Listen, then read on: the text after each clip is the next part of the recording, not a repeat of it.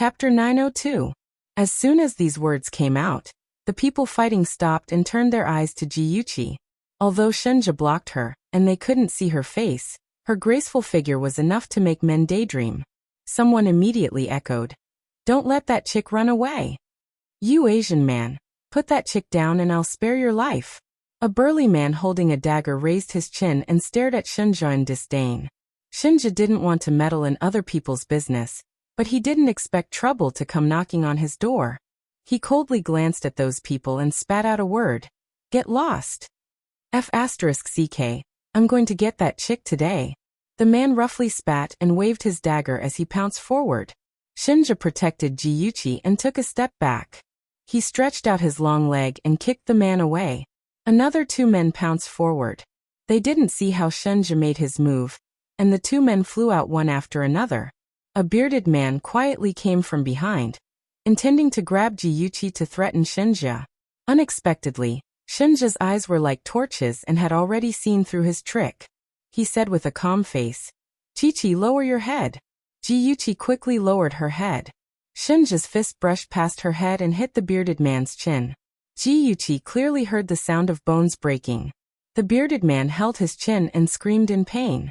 The others weren't any better. They were all injured and lying on the floor, groaning and groaning. A man among the wounded quietly took out a silencer and aimed it at Shinja's head. Jiyuchi followed Shinja and walked for a distance. She inadvertently looked back and saw the black muzzle of a gun. The blood in her body suddenly turned cold. "Be careful." Her voice became sharp because of the urgency. At the same time, she shook off Shinja's arm and blocked his back as fast as she could. Bang! A gunshot sounded. Shinja's heart almost stopped.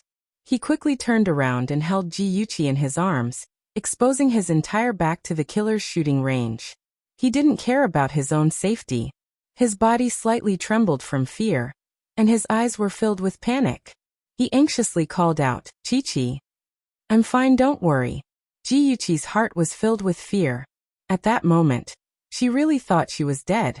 She didn't expect that before the killer could pull the trigger, a bullet would shoot out of nowhere and hit the killer's forehead. "Ah, someone's dead. Run." The group of injured people lying on the ground got up in a hurry and scattered as fast as they could. Soon, only a corpse was left behind. It was the man who wanted to assassinate Shinja. He was lying on the ground with a hole in his forehead. Blood was gurgling out of the hole. He was still holding a pistol in his hand. His eyes that had lost their luster were staring straight at Shinja's direction. A man in a black trench coat walked out of the alley majestically. He was tall and straight and his face was cold and indifferent. He said in a deep voice, "Young master, Ah Ling has already chased after those who escaped. Maybe we can get some information from them." Shinja nodded slightly. "Aze, your marksmanship is not bad. Thank you for just now." If Aze hadn't hidden in the surroundings to protect him and Yuchi, he would have shot the killer and Yuchi would have been injured. If that had happened, he would never be able to forgive himself. Aze had followed Shinja for so many years, but this was the first time he heard the words "thank you" from him. His lips curved stiffly. One look and one could tell that he wasn't used to smiling. The tips of his ears were tinged with a faint shade of red. He coughed and said, "This is what I should do. Young master, you don't have to be so polite." After Aze appeared, Jiyuchi withdrew from Shinja's arms. However, he insisted on holding her hand. She smiled sincerely. "Aze, I also want to thank you.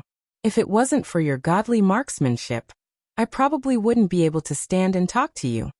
Aze's ears turned even redder. His eyes flickered. "Miss G is too polite. If the two of you don't have any orders, I'd better hide in the dark." On the balcony of the hotel, a man in a shirt and trousers stood in the night sky. He held a pair of binoculars in his hand and took in the fighting on the street. He snorted coldly. "Wilson's men are really useless. 7 of them can't even defeat a lunatic." Behind him stood the cold-faced bodyguard 13. "Second, young master, if you want to take Shinja's life, why don't you let me do it?" 13 was very confident in his skills. He was one of the top assassins in Asia. Shinyu tossed the binoculars to him and said calmly, "I don't want to take his life now. I asked Wilson to find those good-for-nothings to play the hero saving the damsel in distress.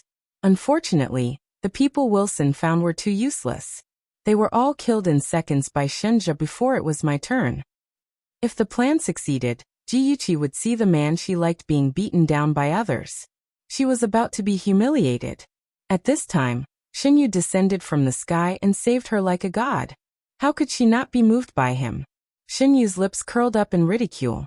Those foolish and ignorant women. Chasing after love was only because the other party could satisfy their vanity and satisfy their dreams of becoming a hero. They liked powerful men. Where was there any true love? Just as Shinyu sneered at women, Shinja and Jiyuchi had already returned to the hotel. The eldest young master, who had been holding back for a long time, finally exploded. He let go of Jiyuchi's hand with a cold face and left her alone. He opened the door without a word. Jiyuchi was like a wronged little wife, pitifully following behind him. When he walked to the bedroom, she followed. When he went to the cloakroom to get a bathrobe, she followed. When he went into the bathroom, she also wanted to follow. The eldest young master blocked her at the door with a cold face. He exuded an air of "I'm very unhappy" and said coldly, "Why are you following me?" The eldest young master, who was throwing a tantrum, was finally willing to talk to her. Jiyuchi was so touched that tears streamed down her face. She quickly reached out and grabbed his sleeve.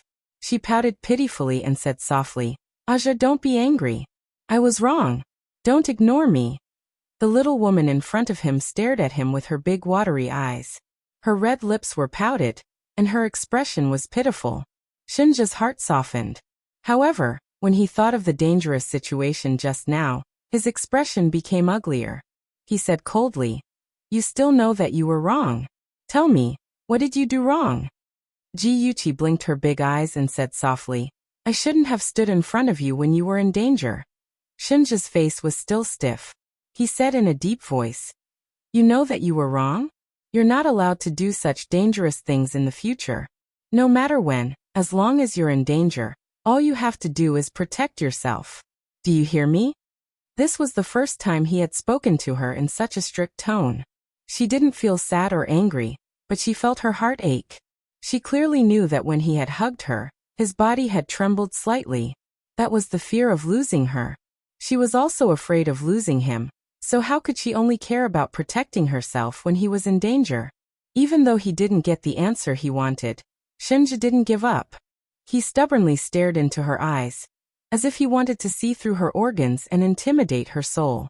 He was in a deadlock with her at the bathroom door just for an answer, or rather, a promise. Jiyuchi bit her lips and suddenly threw herself into his arms.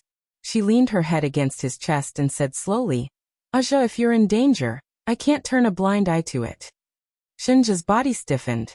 Just as he was about to say something, she raised her head and covered his mouth with her hand. She continued, "Don't be anxious. Let me finish. Aja, I want to face the danger with you. I want to stand by your side.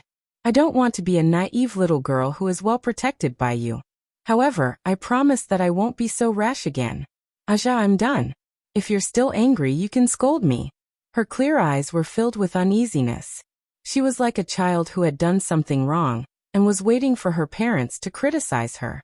His feelings were very complicated. He had always known that she was different from ordinary people. He could tolerate and give her the greatest freedom in other things, but when it came to her personal safety, he couldn't easily compromise. He was silent for a moment and slowly pushed her away from his arms. He said, "I can't agree. I'm a man. I don't need my woman to protect me from danger." She tugged at his sleeve. "Aja, get out. I'm going to take a shower." He pulled his sleeve out of her hand and stroked her hair.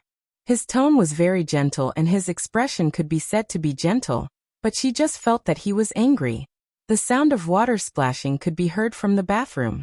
Jiyuchi was a little frustrated as she rolled around on the bed. What was wrong with her wanting to protect the person she loved? But he wasn't wrong either. He also wanted to protect her, so whose fault was it? Jiyuchi lay on her side, facing the window. Before she knew it, the corners of her eyes were wet. She hurriedly wiped the tears from the corners of her eyes and laughed self-deprecatingly. Shinja really spoiled her rotten. She actually started to cry like a delicate girl. This was a bad habit. She had to change it. However, she didn't expect that Shinja had already seen her wiping her tears. Shinja stood at the head of the bed. Because of his height, even though Ji-Yuchi's back was facing him, he could still see her secretly wiping her tears. His heart felt like it was being pricked by needles.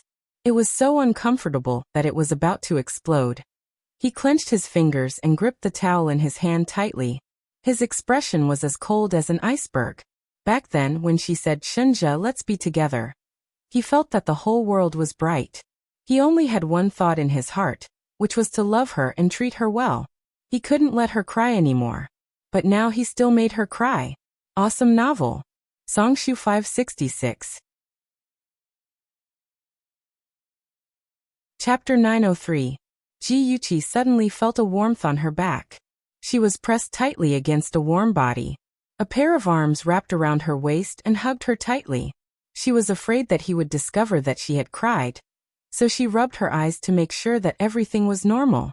Then she said gently, "Aja, you're done bathing?" He didn't make a sound and hugged her tightly. His chest was pressed against her back, and there was no space between them. He buried his head in her hair and breathed softly. She placed her hand on the back of his hand and said softly, "Aja." "I'm sorry, Chichi." He finally spoke. His voice was low and hoarse, and every word was said very seriously. "When you stood in front of me and faced the gun, you must have been very scared. I was still so fierce to you. I'm sorry." The eyes that had just shed tears seemed to tear up again very easily. Ji-Yuchi sniffed. Shinja must have done it on purpose to make her cry again. How could he be so good to her? It was over. She really wanted to cry again. She didn't cry again. Instead, she turned around and lifted her chin. She pressed her cool lips against his, and used the tip of her tongue to gently trace the shape of his lips. She kissed him very seriously, and he was also intoxicated in this easy kiss. It wasn't until their breathing became unstable that they slowly separated. She leaned against his ear and said softly, "Aja, you don't have to say sorry. We didn't do anything wrong." They didn't do anything wrong. They just loved each other too much.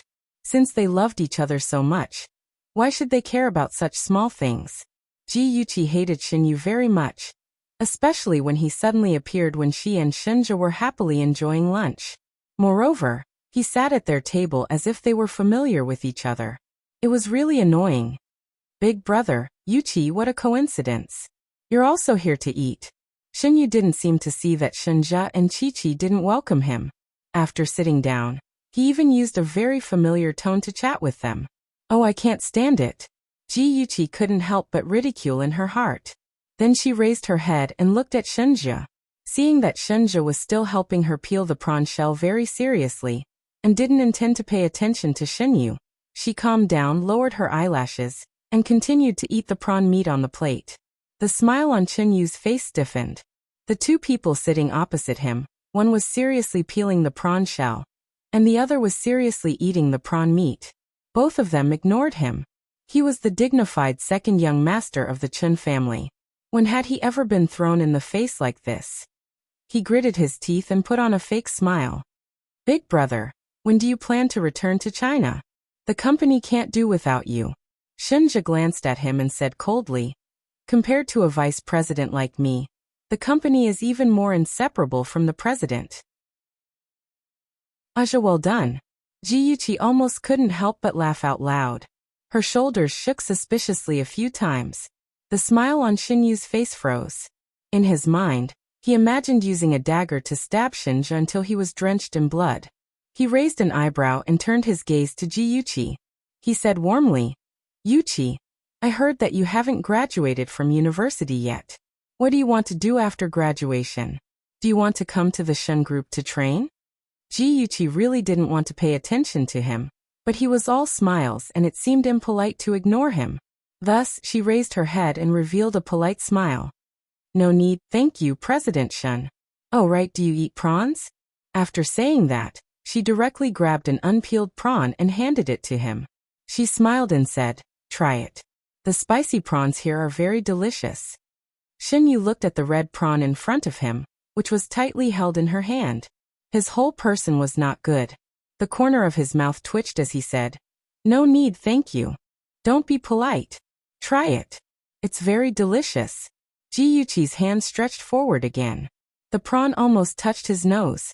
The smile on her face was very sincere, but the little devil in her heart was laughing evilly. "Eat it, eat it. When you finish the first bite, I'll tell you that I actually didn't wash my hands after going to the toilet." Most rich young masters were a little misophobic. She didn't believe that she couldn't discuss Shinyu.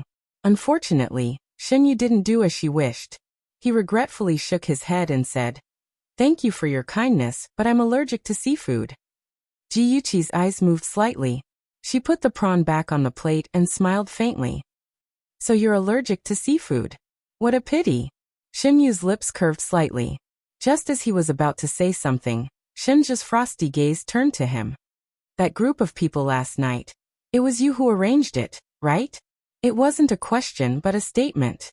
Shinyu's eyes darkened, but he still smiled faintly. "Big brother, what do you mean by that? You don't have to play dumb. What you did is done. In front of so many people, I won't do anything to you." Shinja put the peeled prawn on the plate in front of Jiyuchi.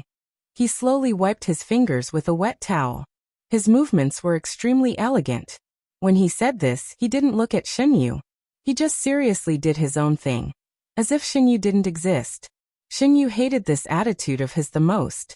No matter if he got his father's praise, took away the things he liked, or got the position of CEO, or even took away all his glory and drove him out of the Shin family, he always had an indifferent expression. He wouldn't look at him more than once, as if nothing could affect his mood. After so many years, he was still like this, treating him like nothing. Shinyu was very angry, but he had already learned to control his emotions. He smiled faintly and said, "You're talking about you and Yuchi being blocked by drunkards last night? That matter really has nothing to do with me. Big brother, no matter what, we're brothers. How could I do such a thing? That kind of thing, you've done a lot in the past." Shinja's voice was calm.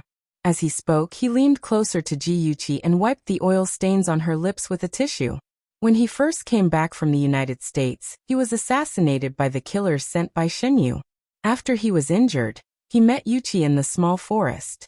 Thinking of the first time they met, Shinja couldn't help but smile.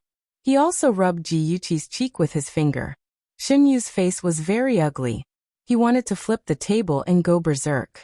Shinja, that lunatic, if he wanted to talk, then he should seriously look at him and talk. Why did he keep showing affection in front of him? Showing affection was a very shameful thing to do. If he stayed any longer, he might not be able to control himself. Shinyu made a rational choice. He suddenly stood up and said with a sullen face, "I have something to do. I'll take my leave first. You guys eat slowly." The foodie Jiyuchi raised her head and smiled innocently. "Take care. I won't send you off. But second young Master Shen, you haven't eaten yet, right? Don't tell me you came to the restaurant to buy soy sauce." Shinyu's face turned green from her teasing. He said stiffly, "I'm not hungry." "Oh, so it's like that. Goodbye then." Jiyuchi smiled and waved. It would be best if they never met again. "You seem to be very reluctant to part with him?" The jealous young Master Shun's tone was sour. He peeled another shrimp for her. Jiyuchi made a face. "No, I'm stabbing him with a dagger in my heart. I've already stabbed him until he's covered in blood." "Oh, well done." Young Master Shun smiled contentedly. He bent down and kissed her on the cheek as a reward. She blushed and looked around guiltily. When she saw that no one was paying attention, she relaxed. She suddenly thought of something and smiled mischievously. "Aja, Shinyu said that he's allergic to seafood. Is that true?" Shinja thought about it seriously. "Maybe it's true." "What do you mean maybe? You've lived under the same roof for so many years. Why don't you know him at all?" Shinja rubbed his chin. "Although we live under the same roof, we rarely eat at the same table. Even when we eat together, we don't pay attention to what he likes to eat. However, it's true that the Shen family's kitchen rarely cooks seafood." "Oh, then the possibility that he's allergic to seafood is quite high." Jiyuchi's charming eyes were extremely bright.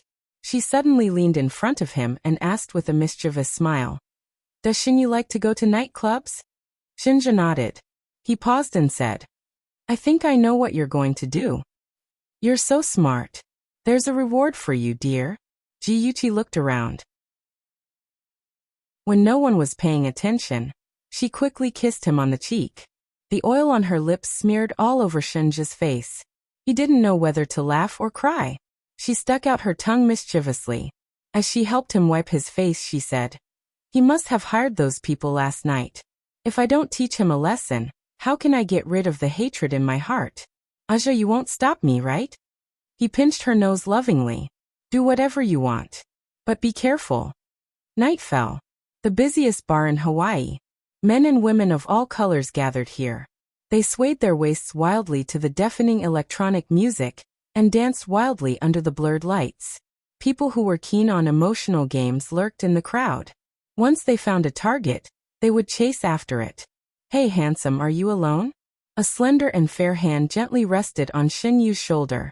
It was a very beautiful blonde. She wore a red halter dress that hugged her hips and low-cut. She had a pair of emerald cat eyes that made people who looked into her eyes involuntarily sink into them. It was a pity that her aura was too heavy and Xinyu didn't like it. He glanced at her indifferently. Sorry, I'm not interested. Well, that's a pity. I hope you have a good night. The blonde left with a regretful expression. Xinyu raised his eyebrows and continued to drink.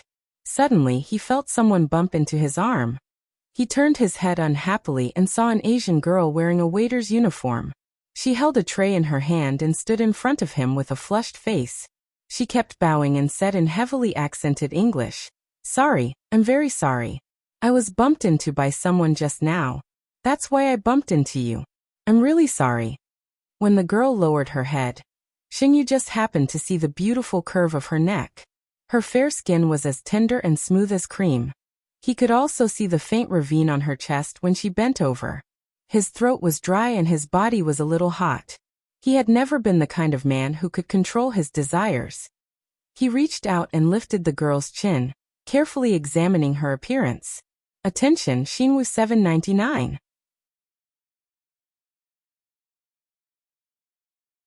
Chapter 904.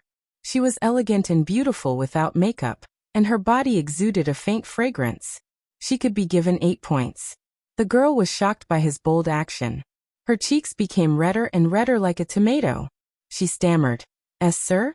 Can you let go of me? Her skin was as smooth as he imagined. He didn't let go of her. Instead, he rubbed her chin and asked in Japanese, Are you Japanese? The girl's eyes lit up. She replied in Japanese, Yes, sir. How did you know? Xinyu smiled. When you speak English, you have a Tokyo accent. What's your name? The girl shyly lowered her eyes. My name is Junko. I'm an international student from Tokyo. My English is very poor. I've made a fool of myself. That, sir, can I trouble you to let go of me? We can communicate in Japanese. I've learned Japanese. Xinyu had played with too many sexy girls, but this was the first time he met such a pure girl. His interest was immediately piqued. He reluctantly withdrew his finger and said, Junko, don't call me sir. Call me Ayu. Under his encouraging gaze, Junko stammered out his name. Her cheeks were frighteningly red. Xinyu chuckled. He felt more and more amused. He rested his chin on his finger. His tone was very gentle, but his words were shocking. He said, Junko, I need a girl to accompany me tonight. I think you're not bad. What do you want? Just tell me. Junko's bright eyes widened. She looked at him in disbelief. Her face turned from red to white. She looked as if she had been humiliated. She felt so wrong that tears were about to fall. Mr. Ayu, you're really too much. Although I work in a bar, I'm not that kind of girl. If there's nothing else, I'll take my leave. She pursed her red lips and tried her best to hold back her tears. She was like a pear blossom in the rain, making people feel pity for her.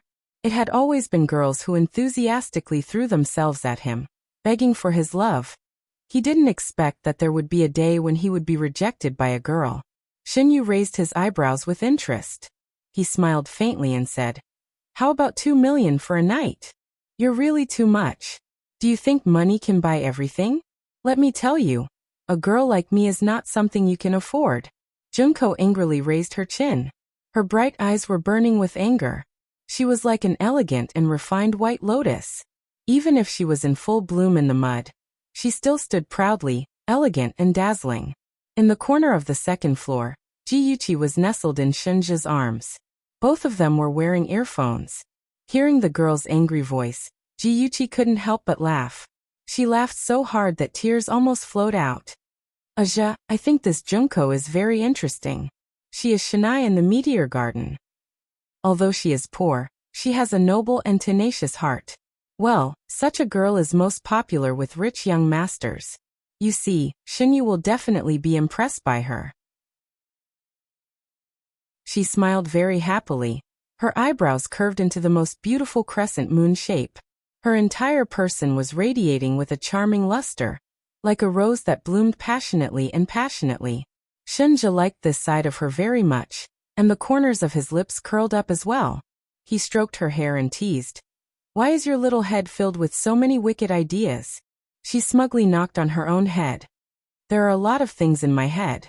Don't let me down in the future. Otherwise, I will definitely have many ways to make you suffer. Shunja sadly sighed. I have a fierce wife at home. Is it too late for me to regret now? Jiyuchi raised her fist and fiercely said, You can try. He laughed in a low voice. I just like my wife. You're so powerful. Well, good boy. She rewarded him with a kiss. While the two of them were enjoying each other's company, the relationship between Chenyu and Junko was very tense. Junko glared at Chenyu angrily. Chenyu realized that she was different from the girls he usually associated with, so he smiled very gentlemanly. I'm sorry, I didn't mean to humiliate you. What I want to say is I like you very much, Junko. One doesn't hit a smiling person. Since he had apologized, Junko couldn't put on a sour face. She slightly turned her head and softly said, It's okay. I forgive you, Mr. Yu. I should go back to work. Goodbye. Wait a minute. Shinyu grabbed her wrist. When she shyly struggled, he timely released her and smiled. I want to ask you, when are you off work? She opened her eyes in surprise. Is there a problem? It's not convenient for a girl like you to go home after work. I'll send you home. No need. Thank you for your kindness. Junko politely refused. Excuse me, Mr. Yu. I wish you a good night. Her delicate figure shuttled through the crowd like a graceful butterfly, causing ripples in Chen Yu's heart. His gaze followed her from beginning to end, seeing her smile at the guests, seeing her being taken advantage of by the unruly guests. He actually felt a kind of anger, although he couldn't tell where this anger came from. Midnight. Junko got off work. She changed out of her work clothes and wore a white dress. Her hair was tied into a ponytail. It was high at the back of her head, adding a bit of lively vitality. She wore flat shoes and slowly walked out of the bar with a smile on her cheeks. She seemed to have thought of something fun. Shinyu sat in the driver's seat and looked at her through the window. There was an indescribable feeling of comfort in his heart. When she was only a few steps away from the car, he opened the door and appeared in front of her. There was a gentle smile on his handsome face as he gently called her name. Junko was taken aback and subconsciously took half a step back. Mr. Yu, why haven't you left yet? Catching her vigilant action, Shinyu's eyes were slightly cold, but his smile was still the same. I'm waiting for you.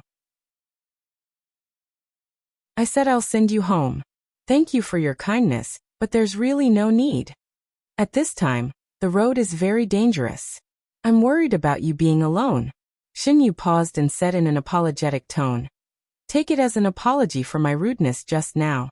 Or you don't want to forgive me? No, that matter. I didn't take it to heart. You don't have to mind. Then please get in the car. Shinyu opened the door for her and waited with a smile. Junko had no choice but to politely bow. Then I'll have to trouble you. From a certain point of view, Jiyuchi admired Shinyu. Clearly, at the beginning, because of his rudeness, he had left a bad impression in Junko's heart. However, he did not give up. Instead, he changed his strategy and showed the demeanor of a Casanova. With his elegant manners, profound knowledge, humorous and witty conversation, and some thoughtful actions, he approached Junko step by step. Most girls who were treated like this by him would have a good impression of him. Jiyuchi shook her head and sighed. Fortunately, Shinyu was very good at wooing girls. Otherwise, she was really worried that Junko would not be able to continue acting. Thus, in a short half an hour's drive, Shinyu had used his personal charm to win Junko's favor. When they got out of the car, Junko did not reject his farewell kiss. He was very considerate and kissed her cheek. Seeing the girl's blushing face, he felt a sense of accomplishment. He whispered gently in her ear, "Junko, I miss you very much. Can I go to your house for a cup of coffee?" Her ears were a sensitive area. Her body suddenly trembled, and she almost went limp in his arms. Her voice carried a trace of charm. "Really, just a cup of coffee?" He solemnly vowed. "Yes, I like you. I will respect your wishes." She bit her lip and hesitated for a moment. Then okay. Junko lived in a single apartment. It was clean and tidy, and the room was decorated very warmly. The fragrance of a young girl permeated the air. Being here, Chunyu's entire body relaxed. At the same time, the restless thoughts in his heart became even more active. Looking at the young girl's beautiful face and her skin that was just inches away from his, he really wanted to press her down and fiercely love her. Shinyu was a veteran in the field of love. Of course, he would not act rashly at this time. He had never liked to force people. He had to make Junko willing. The two hugged the coffee cup and chatted. Junko looked at him more and more gently, mixed with the shyness of her first awakening of love. He smiled, thinking that it was about time. "Junko, it's getting late. I should be leaving. You should rest early." "Okay, I'll walk you to the door." Junko's eyes revealed her reluctance to part with him, but he didn't point it out. He smiled and followed her to the door. Just as they were about to leave, he suddenly stopped and pulled her into his arms. He bent down and kissed her lips. At first, she was very surprised and allowed him to plunder her gently. Later, she leaned softly in his arms and began to respond to him. The two kissed from the door to the living room and finally to the bedroom. Everything happened so fast that Junko almost did not have time to react before she was pressed under his body. He carefully kissed every inch of her skin. He bit her earlobe and whispered in a low voice, "Can I?" She hesitated for a moment, stretched out her arms, and wrapped them around his neck, taking the initiative to kiss his lips. The two people who were full of passion quickly stripped off each other's clothes. When Shinyu leaned on top of Junko and was about to break through the last layer of defense, Junko suddenly pushed him away and screamed in horror. Too scary. Your face, what's wrong with your face?" Shinyu was tormented by lust, and was at the most difficult moment. After being pushed away by Junko, he was a little unhappy. But when he heard her scream in panic, his heart tightened and he quickly touched his cheek. "What's wrong with my face?" God, he didn't know if he didn't touch it. But when he touched it, he was shocked. His cheeks were full of rice-sized bumps. He looked around and saw that his arms were also full of red bumps. "What's going on? What's going on?" His eyes were terrifying. He suddenly grabbed Junko's wrist. "Do you have some disease that you passed to me?" Ad. Hongcha 866.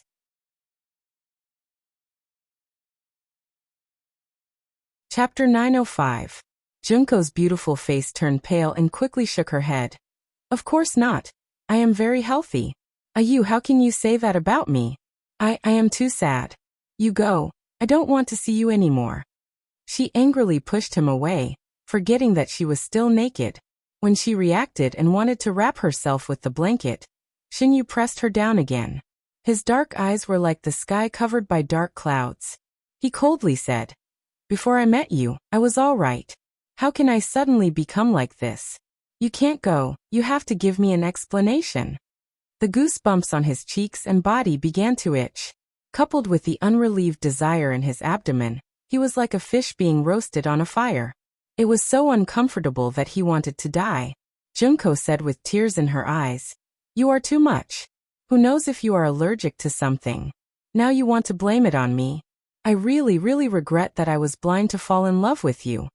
Shinyu remained unmoved, still maintaining his coercive posture. Compared to the affectionate look just now, he was like a different person. His slender fingers were stuck on her neck as he coldly said, "Allergic? Oh, that's funny. I am allergic to seafood. But tonight, I didn't touch those things at all. Hurry up and tell me, who sent you to approach me? If you don't tell me, I will immediately break your neck. No, don't hurt me. Junko was so scared that her tears fell down. Suddenly, she thought of something and her face turned pale. She stammered. I know what's going on. Speak. I beg you, let me go first. You like this? I am scared. Trash. Shinyu coldly snorted and loosened his hand, but he still pressed her down, guarding against her sudden movement. It's like this. She shyly lowered her eyes and whispered. You didn't touch seafood, but I ate seafood before I got off work. Just now we kissed. Maybe my lips and mouth still have some. Shinyu sternly roared. Shut up. His stomach churned. When he thought about kissing her and exchanging saliva with her, he felt so disgusted that he wanted to vomit. Damn it, he really wanted to throw himself into disinfectant and wash himself. The more he looked at Junko, the more he felt disgusted with her. Shinyu's mind was completely dispelled, and even the thing between his legs also softened. He angrily got out of bed and quickly walked into the bathroom. Looking at himself in the mirror, his whole body was covered with red bumps. The most serious one was his face, and it was almost impossible to see his original appearance. He was so angry that he was about to vomit blood. He fiercely punched the mirror, and with a bang, the mirror shattered into a pile of fragments. He turned on the shower and vigorously scrubbed his skin. He wished he could use a knife to cut off that layer of terrible red bumps. When he came out of the bathroom, Junko was gone, and the room was in a mess. He coldly snorted and guessed that the woman was afraid of his revenge, and must have run away. He was very angry and really wanted to retaliate against her. But since she had escaped, he didn't want to cause any more trouble. He put on his clothes and quickly left this annoying place. When he was picking up his car in the parking lot, he met several people who came back late. When those people saw him, they all screamed in horror, as if they had seen a ghost. The blue veins on Shinyu's forehead jumped. If he wasn't afraid of trouble, he really wanted to kill these people and throw them into the sea to feed the sharks. Enduring the itching all over his body, he drove to the hospital as fast as he could. After the doctor examined him, he said, Sir, this is acute hives caused by allergy. Don't worry, I will prescribe you some anti-allergy medicine, and you will get better. Sure enough, it was an allergy caused by kissing. Shinyu was about to go crazy because of this ruthless fact.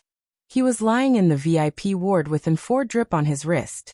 In his heart, he tortured Junko again and again. He secretly thought that if he met Junko again, he would not let her go. Junko, who was cursed by him, was wearing a black skull t-shirt and a pair of ripped jeans. Chewing gum in her mouth, she swiped the room card to open the door of a 5-star hotel. She jumped and threw herself on the soft mattress. Rubbing her cheek against the quilt, she muttered with satisfaction, It's so comfortable. I can finally have my beauty sleep.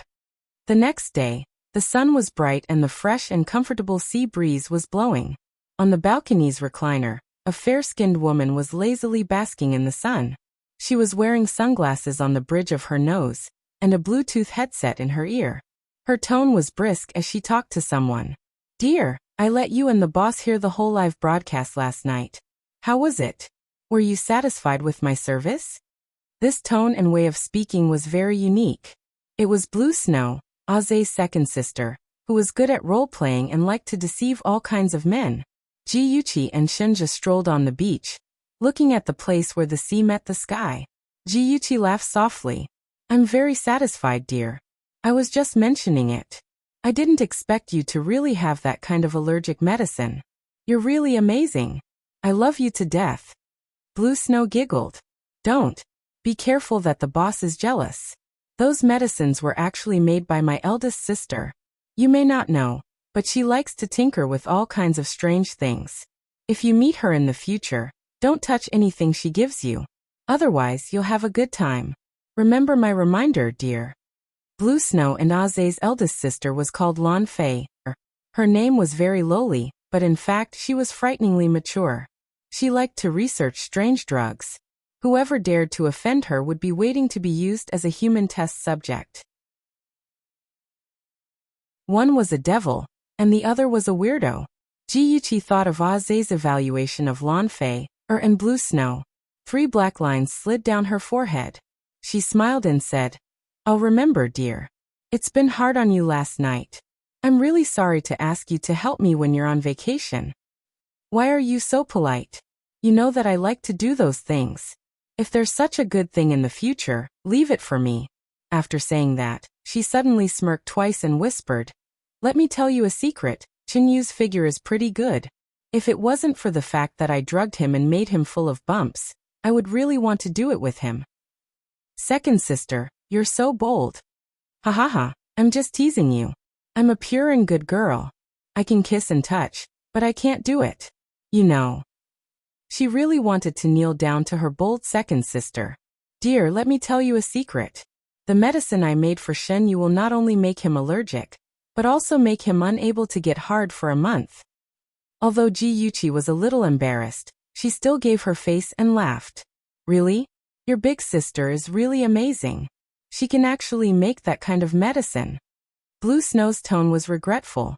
If only Shen Yu could not get hard for the rest of his life.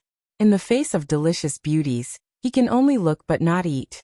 Hee. A man like him who can't leave women will definitely feel like his heart is being twisted by a knife and suffer inhumane torture. If that's the case, aren't you afraid that he'll chase after you? Your true face has been seen by him. What's there to be afraid of? At most, I'll go to Korea for plastic surgery. Anyway, I'm already tired of looking at my own face and want to change it for a new one. Sister Blue Snow, I really admire you. You can live so freely. Blue Snow gave people the feeling that she did as she pleased. As long as it was something she liked, she would do it no matter how dangerous it was. At the same time, no one could force her to do something she didn't like. Blue Snow smiled evilly. Actually, you can do it too. But if you want to play with men, forget it. Boss is always watching you. She was talking about being free, not playing with men. The 2 women had been chatting for more than 5 minutes, and they even talked about playing with men. Boss was very dissatisfied. He tightened his grip on Ji Yuqi's waist and leaned closer to her. His cold voice was transmitted to Blue Snow's ear through the phone. "If you dare to lead Yuqi astray again, your leave will be shortened by a week." Blue Snow cried out, "Boss, I'm innocent. I didn't say anything." Seeing that young Master Shin was about to flip out, Ji Yuqi hurriedly said, "That's it then. Dear, we'll contact each other next time." After hanging up the phone, she rubbed against his chest to please him. "Aja, let's go diving, okay? Don't interact with Blue Snow in the future. She's actually quite good. Boo-hoo, don't pinch my nose." "Okay, I promise I won't talk to her about those unhealthy things in the future." The pair of jade lovers interlocked their fingers and walked further and further away on the beach. The hives on Shen Yu's body had stopped itching, but the lumps had not dissipated. He still looked a little scary. He was a person who cared a lot about his reputation. He did not want others to see his ugly appearance, so he locked himself in the hospital ward to recuperate and did not go anywhere. According to the original plan, he had to return to China tomorrow. He had no choice but to postpone his trip by 2 days. Just as he finished his call to inform 13 to change his schedule, his assistant in China suddenly called. "Mr. Shen, there's a rumor that Wang Fuhai is planning to sell his shares privately, and he's in contact with our rival, Zhongxin Technology Company. The chairman wants you to return to China immediately and negotiate with Wang Fuhai to buy his shares first." Shen Yu frowned. "Where's the chairman?" "The chairman left for Southeast Asia yesterday for an inspection. He didn't have time to call you because he was pressed for time." Shen Yu frowned even more. "Okay, I got it. I'll rush back today. Get someone to keep an eye on Wang Fuhai. No matter what method you use, you must stall for time until I return." Although Shen Yu cared a lot about his reputation, the shares of the Shen Group were more important. He and Shen Jianhao only held 40% of the shares in total. In addition to the 10% that Shen Zhou inherited from his mother, the shares held by the Shen family had an absolute advantage in the board of directors. Otherwise, it would have been difficult for Shen Jianhao to take the position of chairman. Come and see. Xinwu 799.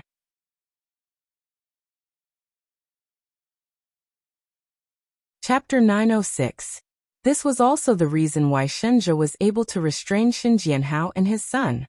If Wang Fuhai's 10% shares could be obtained by Xinyu, then the father and son would no longer have to worry about Shenjia. Xinyu made a prompt decision and immediately contacted 13 to change his ticket to the afternoon flight. As for Shenjia, he also received a call from the country. After ending the call, the corner of his lips raised into a mysterious smile, and he rubbed Ji Yuqi's hair. Didn't you want to see Xinyu's appearance full of bumps? I'll take you to see it in the afternoon, how about it? Ah, go to the hospital? What if he asks how we know he's sick? How are we going to answer? Not to the hospital, to the airport. He's going back to China this afternoon. Ji Yuqi blinked, thought for a moment, and said, then let's go back to China and take the same flight as him. Let's anger him to death. Shenjia couldn't help but laugh. All right. Oh right. How did you know he was going back to China this afternoon? Ji Yuqi's face was full of admiration. Their family Shenjia was almost like a living immortal. A shareholder of the board of directors intends to sell his shares privately. When the news reached the ears of Shen Jianhao and his son, they will definitely not let go of such a good opportunity. Shen Jianhao just went to Southeast Asia on a business trip, so Xinyu can only come forward to negotiate with the shareholder, so I guess Xinyu will definitely take the afternoon flight back home. Ah, so that's how it is. Then you should hurry back and talk to that shareholder. It's best if you buy the shares in your hands. Shenjia gently kissed her forehead and said softly, there's no hurry. That 10% of shares will fall into my hands sooner or later. I've already made the arrangements. Aja, you're amazing. Ji Yuqi hugged his neck and praised him, her eyes filled with worship. This caused Shenjia's pride to rapidly swell. He hugged her very tightly. For their future, he would become even more powerful and take back those things that belonged to him. Airport VIP Lounge. There were a few passengers sitting in 2s and 3s waiting to board the plane. One of them was very eye-catching. He was wearing a long-sleeved shirt and black trousers. The buttons on his neck were all buttoned up to the first one. He was wearing sunglasses that covered half of his face and a white mask, covering himself very tightly. This person was Xinyu. He was indifferent to the surrounding gazes, seriously looking at the tablet. On the tablet, there were electronic documents sent to him by his assistant that he needed to review. A beautiful stewardess accompanied by 2 security personnel walked to Xinyu's side. She politely bowed and said, I'm sorry, sir. Please show us your ID. We want to verify your identity. Xinyu impatiently, he looked to the people in front of him. He frowned and said, What's going on? Didn't you already show us your ID before entering the lounge? The stewardess smiled politely. I'm sorry if I caused you any trouble. He turned to look to 13 to look and to turn. And 13 nodded. After you to confirm. To confirm you to 2s to confirm you to verify to 2s to check. You to verify to check to verify to confirms to verify. Confirm? To verify to the end, you use two of them. Of to verify to verify to verify to verifies to verify to verify to. To you to check. Used to his stus to stuli while speaking, his whole body emitted a cold and domineering aura. The stewardess calmly smiled and said, I'm sorry, but in order to avoid unnecessary trouble, I can't tell you the reason. If you don't want to cooperate, please come with us. Xinyu had never been insulted like this before. He immediately became furious and snapped. Are you trying to imprison me illegally? You misunderstood, sir. I just want to ask you to come to the examination room for our inspection. Xinyu suddenly stood up. His sharp eyes stared at the stewardess and coldly said, Your practice has violated my rights. Before you tell me the reason for the inspection, I have the right to refuse to cooperate with you. 13. Immediately contact my lawyer. I want to talk to the local tourism bureau directly. Their dispute has attracted the attention of everyone in the lounge. Everyone turned their attention to them. The stewardess' smile was somewhat stiff. She awkwardly said, Sir, as long as you come with me to the examination room, I will tell you the reason. Xinyu slightly raised his chin. His whole body emitted an arrogant aura. He lightly said, Before I get the reason, I will not cooperate with you. The stewardess hesitated for a few seconds and helplessly said, "Well, I can tell you. The airport received a report that terrorists have sneaked into the airport and are preparing to board the plane to China. So we have to check the suspicious passengers again." In order to avoid causing panic among the other passengers, they could not reveal the reason before the inspection. However, encountering a difficult passenger like Xinyu, she had no other choice. As soon as her voice fell, Xinyu angrily questioned, "You actually think I'm suspicious?" If there was no mask covering his face, the stewardess would have been able to see Xinyu's ashen face. The stewardess apologized. "I'm sorry." The surrounding people silently agreed. That man was fully armed and had a fierce bodyguard by his side. He indeed looked suspicious. A Chinese old lady muttered, "Young man, I think you should take off your mask and glasses. If you're not a terrorist, they won't do anything to you." Most of the people sitting here were Chinese. Everyone agreed. "That's right, friend. Let the stewardess check it out. It's not like anything will happen. We're about to board the plane. Don't waste the airport staff's time. Let them quickly find the terrorists. Otherwise, when we get on the plane, we won't feel at ease. This is a matter of life and death." That's right, that's right. As everyone chimed in, the airport's boarding announcement rang. "Passengers heading to Beijing, China, please note, your flight CA-838 is now boarding. Please bring your belongings, show your boarding pass, and board the plane from Gate 3. I wish you a pleasant journey." "Thank you." It's already boarding. What should we do? Since there are terrorists, should we postpone the flight?" The surrounding passengers discussed in low voices. From time to time, they would look at Xinyu, as if blaming him for wasting the airport staff's time. Of course, Xinyu would not put them in his eyes. However, he was in a hurry to return home. If he missed this flight, he would have to wait for several hours. Moreover, he would have to transfer from other areas. It would be too troublesome, so he had no choice but to cooperate with the stewardess.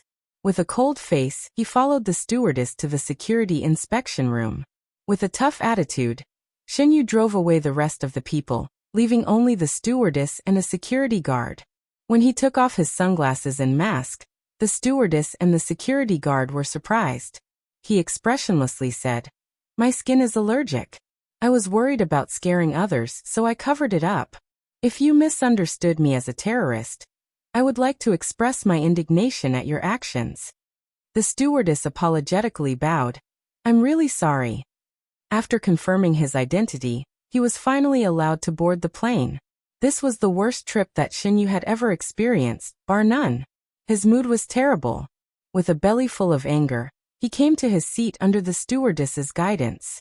The next second, seeing the two people sitting in the back row, Xinyu had the urge to immediately jump off the plane. Jiyuchi waved at Xinyu and said with a smile, "Hi, second young master Xin, we meet again. Ah, my God, in such a hot weather. Why are you wearing sunglasses and a mask? I almost didn't recognize you." The sunglasses covered the burning anger in Xinyu's eyes, but it also couldn't cover his clenched fists.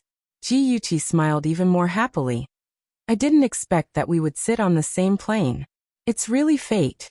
Don't you think so, second brother?" "Second brother, damn, what kind of a dress is this? This woman. What should I do if I want to kick her off the plane?" Xinyu snorted with a fake smile.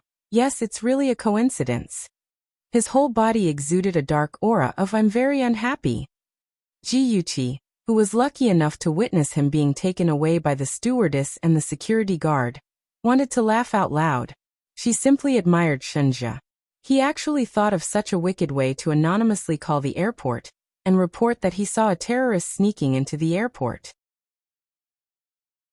In this way, Xinyu, who was wrapped up tightly, became the #1 suspect. That was why there was such an embarrassing scene in the lounge. Although Shenjia's actions were suspected of disrupting the order of the airport, a strange combination of factors led to the discovery of a terrorist when the airport security guard was investigating the suspicious passengers. That terrorist sewed a plastic bomb to the crotch of his inai pants. After detonating, it was enough to blow up a plane. After the terrorist was arrested, the airport staff and the passengers who knew about it all broke out in cold sweat. They were silently grateful to the person who reported it in their hearts. As for Shenja and Jiyuchi, they had no idea that the terrorist was really found. After more than 10 hours of flight, they boarded Shenja's private plane at the Capital International Airport and flew to Ing City. The next day at 10 o'clock in the morning, the plane landed at Ing City Airport. Liang Yu had been waiting outside the airport for a long time. When he finally saw his boss and his future wife walking out side by side, he quickly went forward to welcome them. Eldest young master, Miss Ji, you must have had a hard journey. The car is ready. Shinja nodded. He held Jiyuchi's hand and followed Liang Yu to the car park. After getting in the car, he ordered Liang Yuan, who was driving in front. Yuan, send us to the Ji family first. Jiyuchi held his hand and smiled. If you're busy, let Liang Yuan send you to the company first. I'll go back alone later. Shinja held her hand tightly. I'm not busy. I'll send you. Liang Yu really wanted to find a ball of cotton to plug his ears. That way, he wouldn't be conflicted about whether or not to remind his boss. Xinyu had also arrived in Ing City and was rushing to Wang Fuhai's residence. Beauty novel Songshu 566.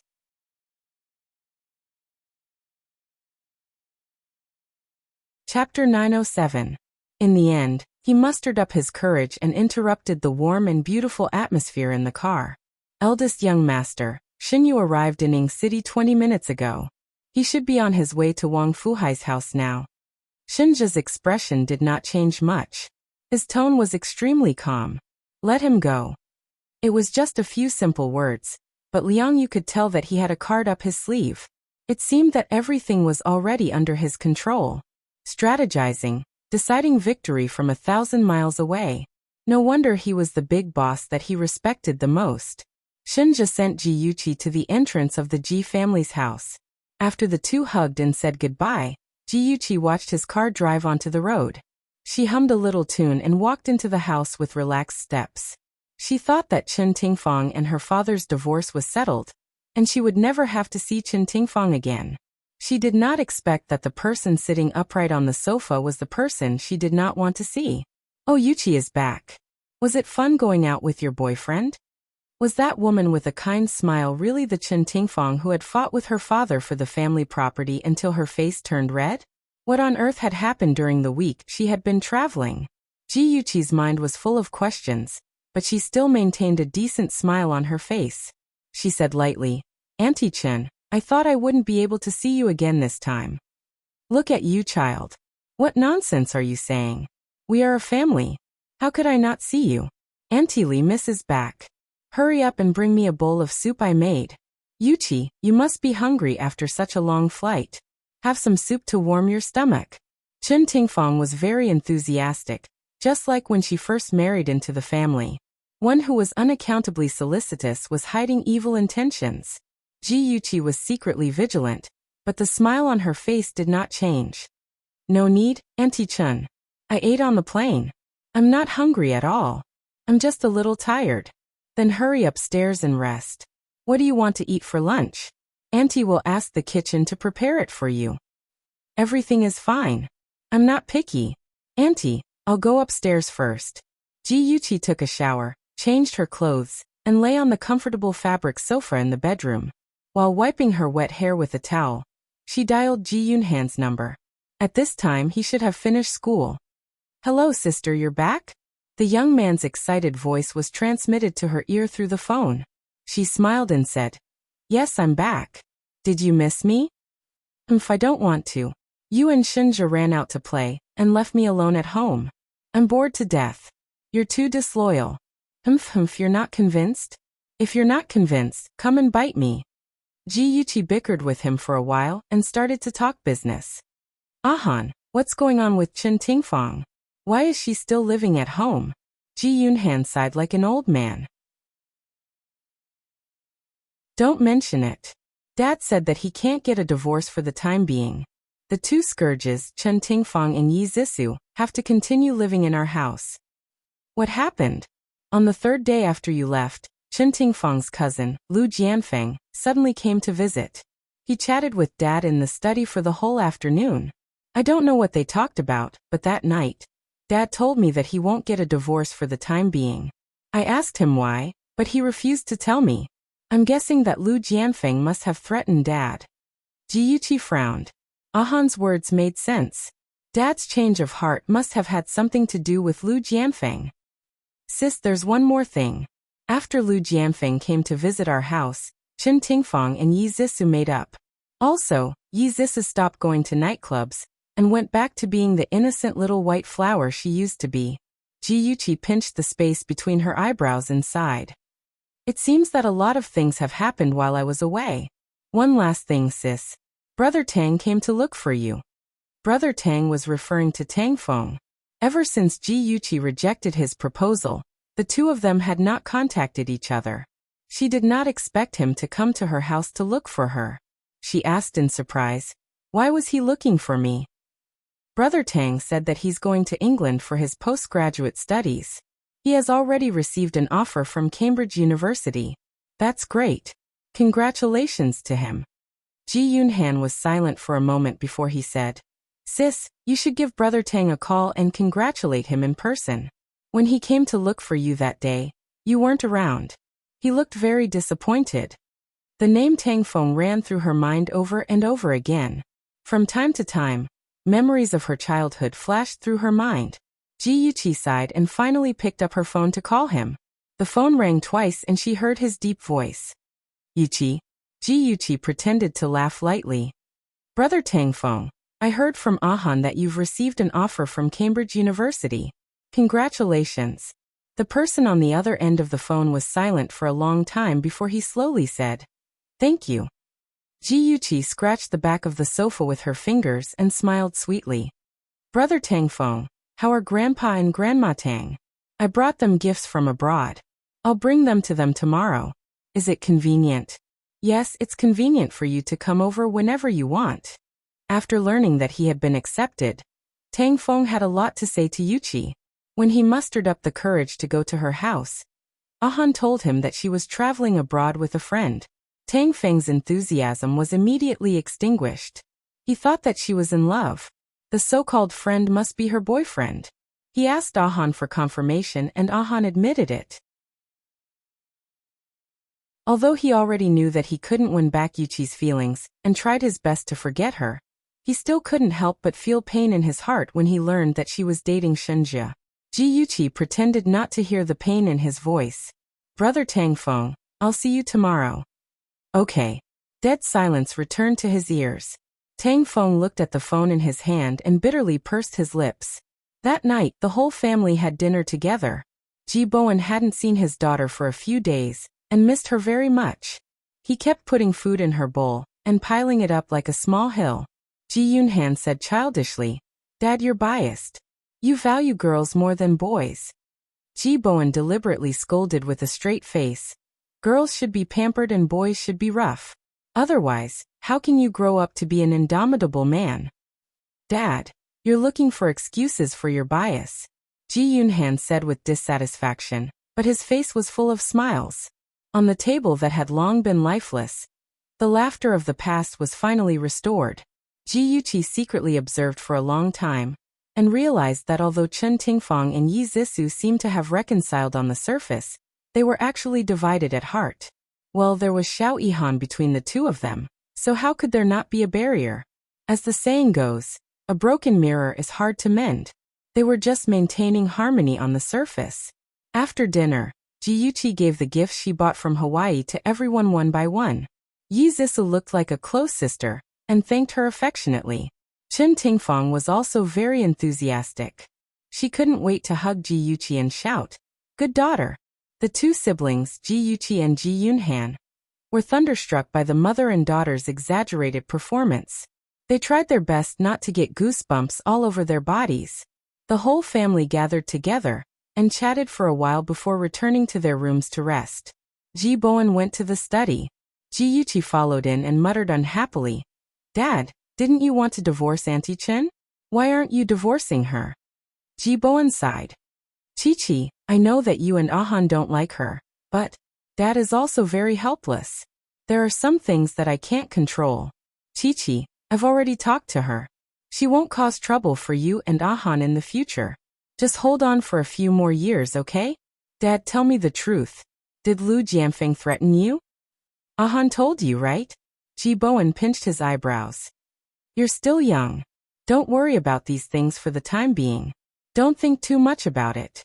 Dad will take care of it. Dad, I'm not young anymore. Just tell me. Ji Yuqi shook his arm coquettishly. Dad, after I graduate, I'll enter the G group. If you keep hiding everything from me now, and shield me from the wind and rain, how can I grow and manage the company in the future? You should let me know about these things earlier. All right. I really don't know what to do with you. Ji Bowen was moved by her words. He deliberated for a while and said, Lu Jianfeng is about to be transferred to Ying City and become the leader of Ying City. You know that although our Ji family's business is very big, we rarely come into contact with the ways of the government. If he casually sets a trap for us, we'll fall into it. A few days ago, he came to visit me.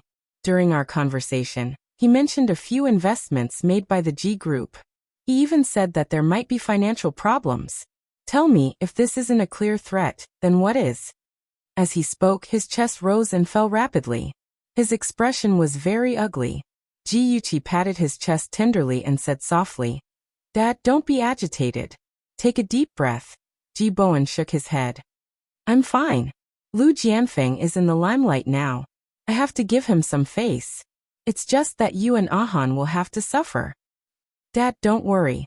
Even if Chen Tingfang stays in our house, Ahan and I won't let her bully us. Ji Yuqi gritted her teeth. Her beautiful face was filled with determination. Dad, Lu Jianfeng won't be able to be arrogant for long. Once he falls, Chen Tingfang will have no backing. Let's see how long they can be arrogant for. She thought to herself, Lu Jianfeng, I originally wanted to stay out of your way. I didn't expect you to interfere with the Ji family's affairs. Don't blame me for being heartless. After Shen Yu rushed back from Hawaii, he immediately went to Wang Fuhai's house.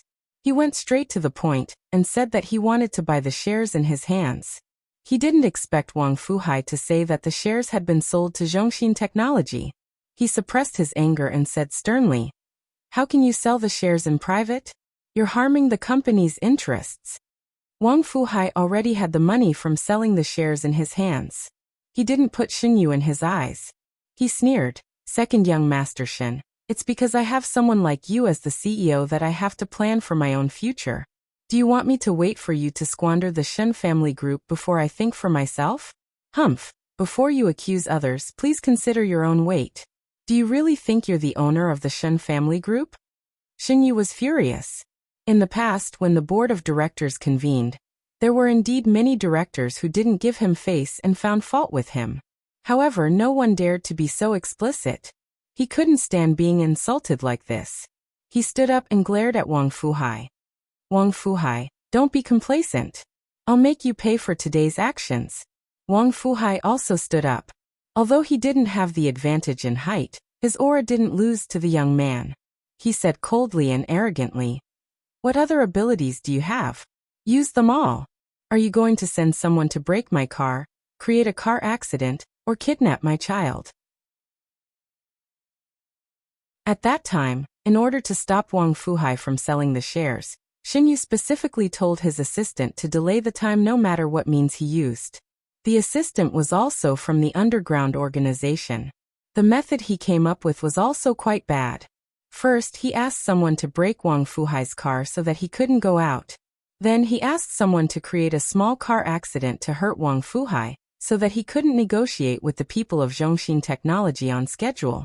But Xinyu's assistant never thought that Shenja had already sent people to secretly protect Wang Fuhai and resolved all the crises. At the same time, he also let Wang Fuhai see Xinyu's despicable character.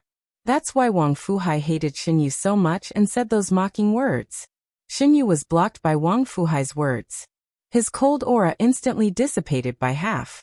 He stared at Wang Fuhai expressionlessly and coldly said, I'll let you know my methods. Wang Fuhai sneered. If you have any methods, just use them. However, Xinyu, I want to remind you, don't go too far. As the saying goes, leave a line for everything so that we can meet in the future. Maybe you, the second young Master Shen, will beg me, so why be so aggressive? Shen Yu coldly snorted. Good, very good. Let's see who will beg who in the future. Wang Fuhai relied on foreign trade to make a fortune. He has a lot of connections overseas. But compared to Shen Yu, he can only be regarded as a small child. Shen Yu has a friendship with the international hacker Great White Shark. And Great White Shark has a lot of underground organizations. So, indirectly, Shen Yu also has some connections with the underground organizations. If he wanted to quietly destroy Wang Fuhai's overseas business, it would not be difficult. However, he never expected that Wang Fuhai would change into the vice chairman of Zhongxin Technology and become his real opponent in name. Zhongxin Technology, Chairman and President Office. Wang Fuhai symbolically knocked on the door and walked into the office. Looking at the young man sitting on the chair, he smiled and said, Mr. Shen, I'm here to report. Uncle Wang, aren't you making fun of me? Just call me by my name in the future. Shen just stood up to greet him. On his usually cold and handsome face, a faint smile appeared. His tone was sincere. Uncle Wang, thank you for supporting me. Why are you so polite? I was also entrusted by your grandfather. Wang Fuhai's chubby body leaned on the back of the chair. His face showed a kind smile. I'm really very happy to see you grow up. Awesome novel Songshu 566.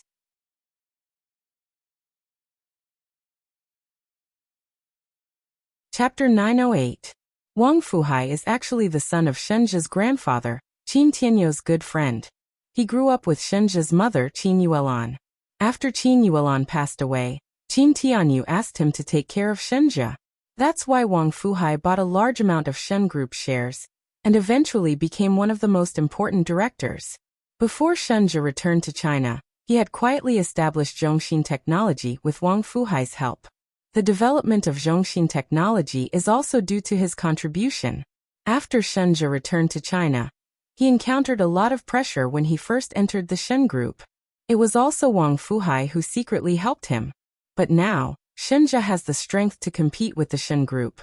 Therefore, Wang Fuhai retired and transferred 10% of his shares to Zhongxin Technology and became the vice chairman of Zhongxin Technology. Shenji was grateful for what he had done and sincerely said, Uncle Wang, if it wasn't for your support, I wouldn't have grown so quickly. In the future, as long as I, Shenji, am around, Zhongxin Technology will definitely not treat you unfairly. The child in front of him grew up from an autistic child to today's all-powerful and independent company's person in charge. Wang Fuhai could understand the sadness in his heart. He couldn't help but feel a lump in his throat and scolded with a smile. Brat, why are you talking about this? If your mother saw you like this, she would be so happy that she would cry. Uncle Wang, you seem to be crying. Shenji made a rare joke. How could I? My eyes are filled with sand. Okay, let's not talk about this anymore. Tell me, what's your next plan? While the atmosphere here was warm, the Shen family's study room was shrouded in a gloomy atmosphere. Shen Jianhao just returned from a business trip abroad and heard that Wang Fuhai sold his shares to Zhongxin Technology and became the vice chairman of Zhongxin Technology. This made his mood extremely bad. With a pale face, he said, Zhongxin Technology, do you know anything about this company? Shen Yu's face was also not good. He said in a deep voice, Zhongxin Technology is a high-tech company established 4 years ago. It mainly engages in software development, game development, and other businesses. 2 years ago, it began to expand into real estate, tourism, and other industries. It's now a strong competitor of the Shen Group. Who's in charge of the company? The chairman and CEO of Zhongxin Technology. It's said that he's a foreigner and has never shown his face. It's said. Shen Jianhao's temper was very bad. He couldn't help but vent his anger. Don't you have a lot of connections? Why can't you find out anything about this? Dad, the other party's background is not small. How can we find out everything just like that? I feel that the most important thing right now isn't to find out who is responsible, but to stabilize the hearts of the people. There are a few old men on the board who have a good relationship with Wang Fuhai, and we have to prevent them from rebelling. In addition, when the news of high-tech acquiring 10% of the Shen family's shares is announced, it will definitely cause a certain amount of panic. We need to prepare for it in advance. At this point, Complaining wouldn't solve anything. Shen Jianhao also calmed down and discussed with Qinyu how to deal with this. 2 days later, the news of Zhongxin Technology Company's intention to acquire the Shun's group was spread. Most people laughed it off. What was Zhongxin Technology Company? A company that had not even been established for 4 years. How could they acquire the largest corporation in Ying City? The Shun's group? Stop joking around.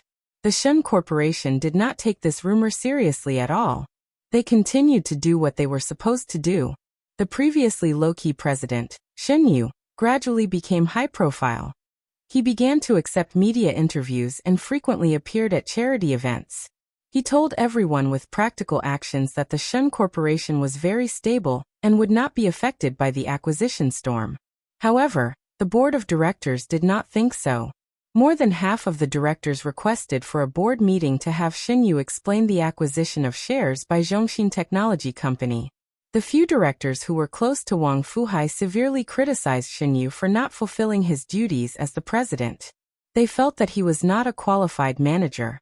A white-haired director said mercilessly, "I think that if the Shun's group wants to develop, we need to change to someone more capable and more daring than Shen Yu to take charge of the situation."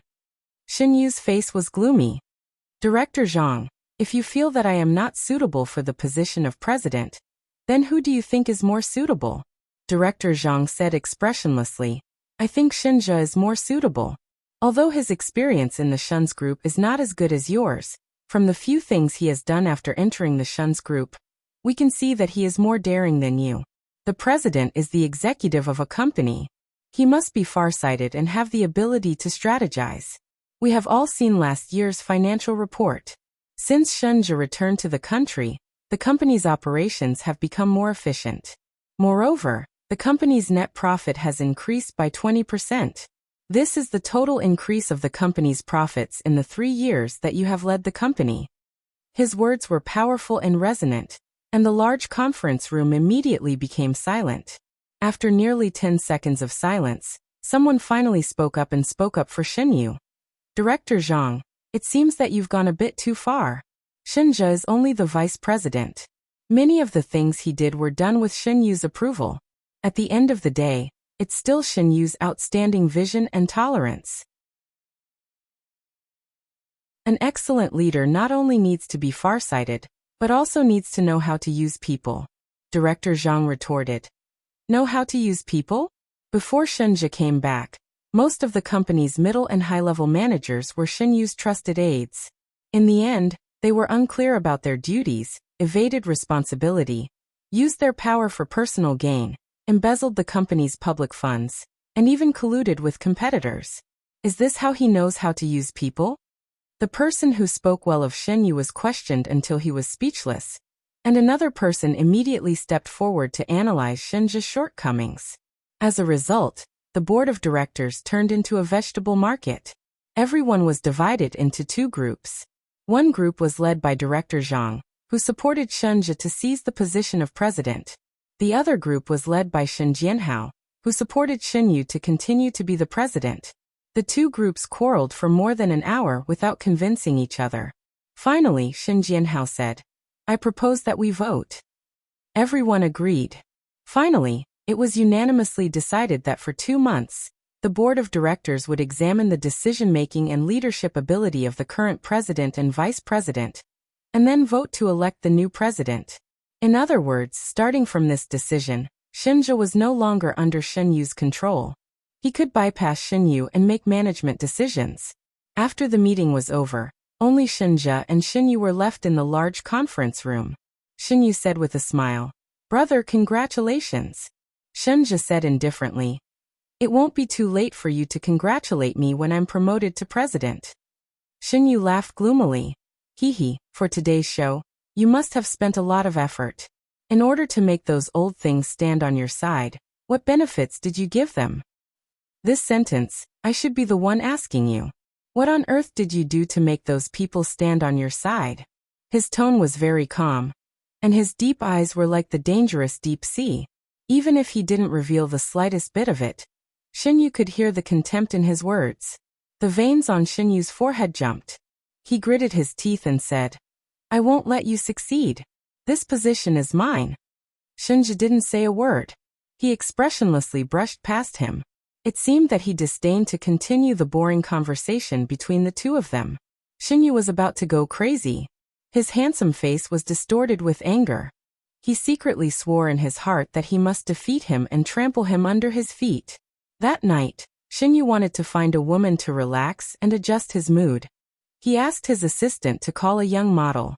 The two of them had a candlelight dinner in his apartment. Then they got to the point. The young model skillfully teased him, but he didn't have the slightest reaction. The young model tried her best to serve him, but he still didn't respond. Shinju flew into a rage out of humiliation and pushed the young model away. Go away, I'm not in the mood tonight. The young model aggrievedly got up from the ground and put on her clothes. She pitifully glanced at him a few times. When she found that he didn't have any intention to stay, she reluctantly left. Shinju angrily threw the vase to the ground. He firmly refused to accept the fact that he couldn't. He thought that the young model wasn't good enough and didn't arouse his interest. So he didn't give up. He called the hottest and most skilled female companion. The female companion was wearing a sexy halter dress. Her chest squeezed out a deep ravine. She swayed her waist and buttocks. With a seductive look in her eyes, she kept sending electricity to him. Her hands were wandering around the sensitive areas of his body. Damn it, there was still no reaction. Shinju violently shook off his female companion. Go away, I don't need you. The female companion coquettishly stomped her feet, hugged her clothes and ran away. But in her heart, she was thinking, could it be that second young Master Shin couldn't? It seemed that she would have to find another financial backer in the future. After all, who would be willing to serve a waste? The other sisters still didn't know about this. She had to tell them not to dream of marrying into the Shin family. Shinju's private life was chaotic. Many of his women knew about the existence of other people. Some of them even established friendships. So, the news that second young Master Shin's masculinity was no longer as strong as it had grown wings, and quickly spread throughout that circle. Of course, Jiyuchi's credit was also indispensable. Hey, I heard that the CEO of Shin Group can't do it anymore. Didn't they say that his golden gun won't fall 7 times a night? That was in the past. Now he can't do it anymore. I think it's because he played with too many women. Isn't it just as long as you work hard, an iron pestle can be ground into a needle? Ha ha ha. Later, the conversation between these women was overheard by the men. From time to time, the playboy who had dealings with Shinju would come in front of him and stare at a certain part of his body with ill intentions. He laughed evilly and said, Second young Master Shin, I heard that you can't do it anymore? Do you want me to introduce a doctor to you? A man's dignity was insulted. Shinju was so angry that his face turned green. He gritted his teeth and said, Who told you? Now that everyone has spread the news, the women in the circle don't dare to look for you to play. Shinju almost crushed the wine glass. Only 2 people knew about that matter. It must have been those 2 bitches who spread the news. As a result, those 2 pitiful women quickly suffered Shinju's revenge. One was kicked out of the modeling circle and couldn't even find a job. The other, after being raped by a hooligan, had her face scratched. Unless she had plastic surgery, no one would be willing to support her in the future. Shinju didn't know what happened to his body. He was worried that his medical treatment in the country would be discovered, so he specially made a trip to the United States and went to the most famous expert for a checkup. The expert said that his body was normal. Perhaps it was because of a psychological problem that caused his impotence. Shinju suddenly remembered that ever since he kissed Junko and caused an allergic reaction, his body began to become abnormal. It must be at that time that caused a psychological shadow. Damn it, it was all Junko's fault. He must find that bitch and make her live a life worse than death. Beauty novel Hongcha 866.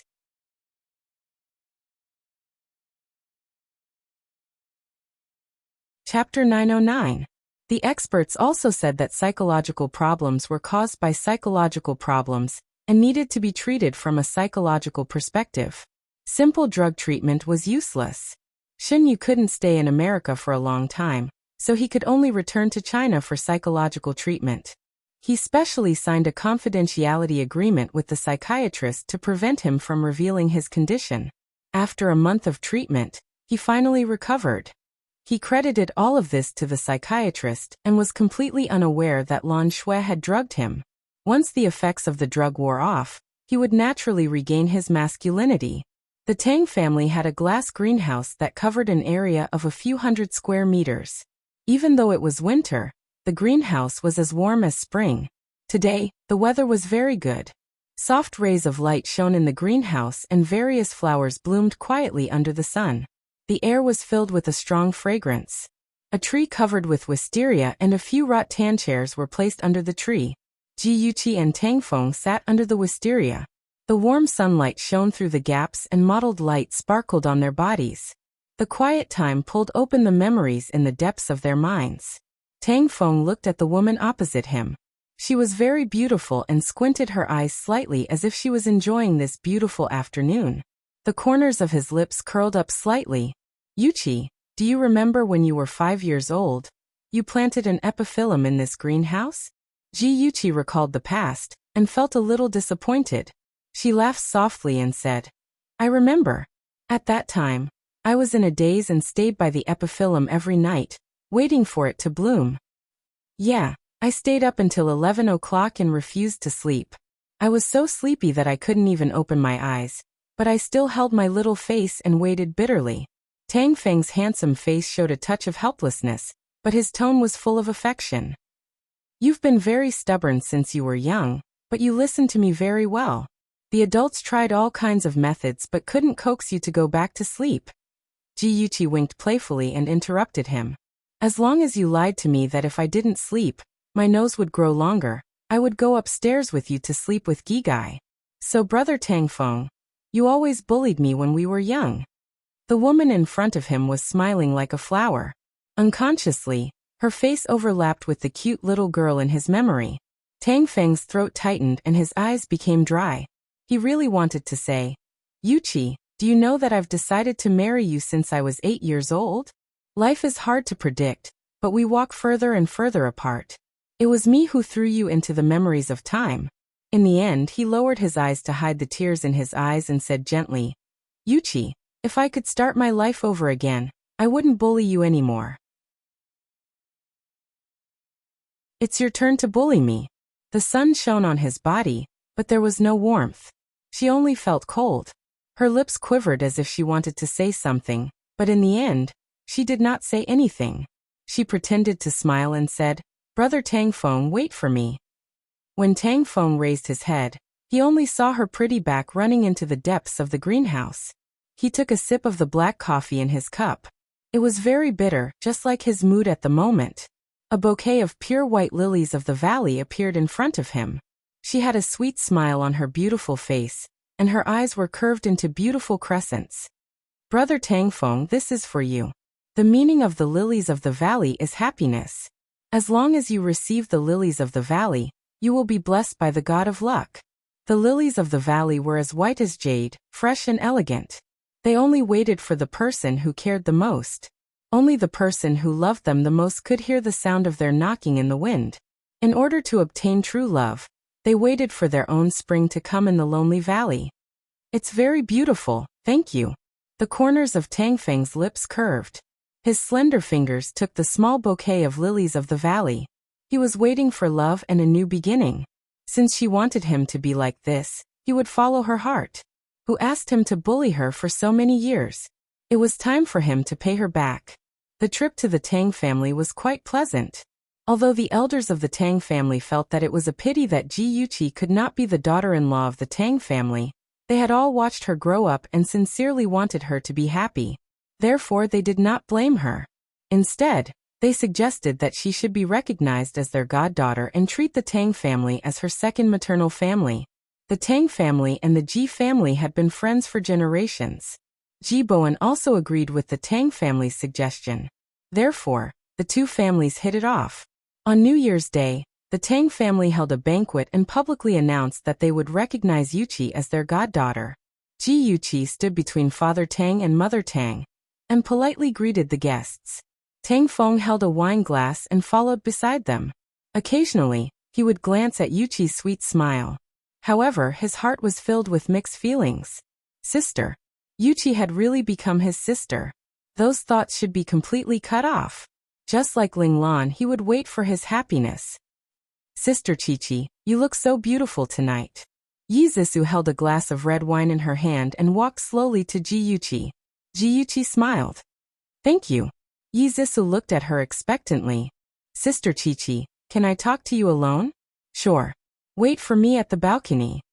Ji Yuchi turned around and said something to Father and Mother Tang. Then she walked through the crowd and found Yi Zixu waiting by the balcony. Yi Zixu leaned against the railing and looked at the bright stars in the night sky. She smiled. Sister Qiqi, look at those stars. They're so beautiful. I still remember when Mom and I first came to the Ji family and saw you for the first time. You were as dazzling as the stars.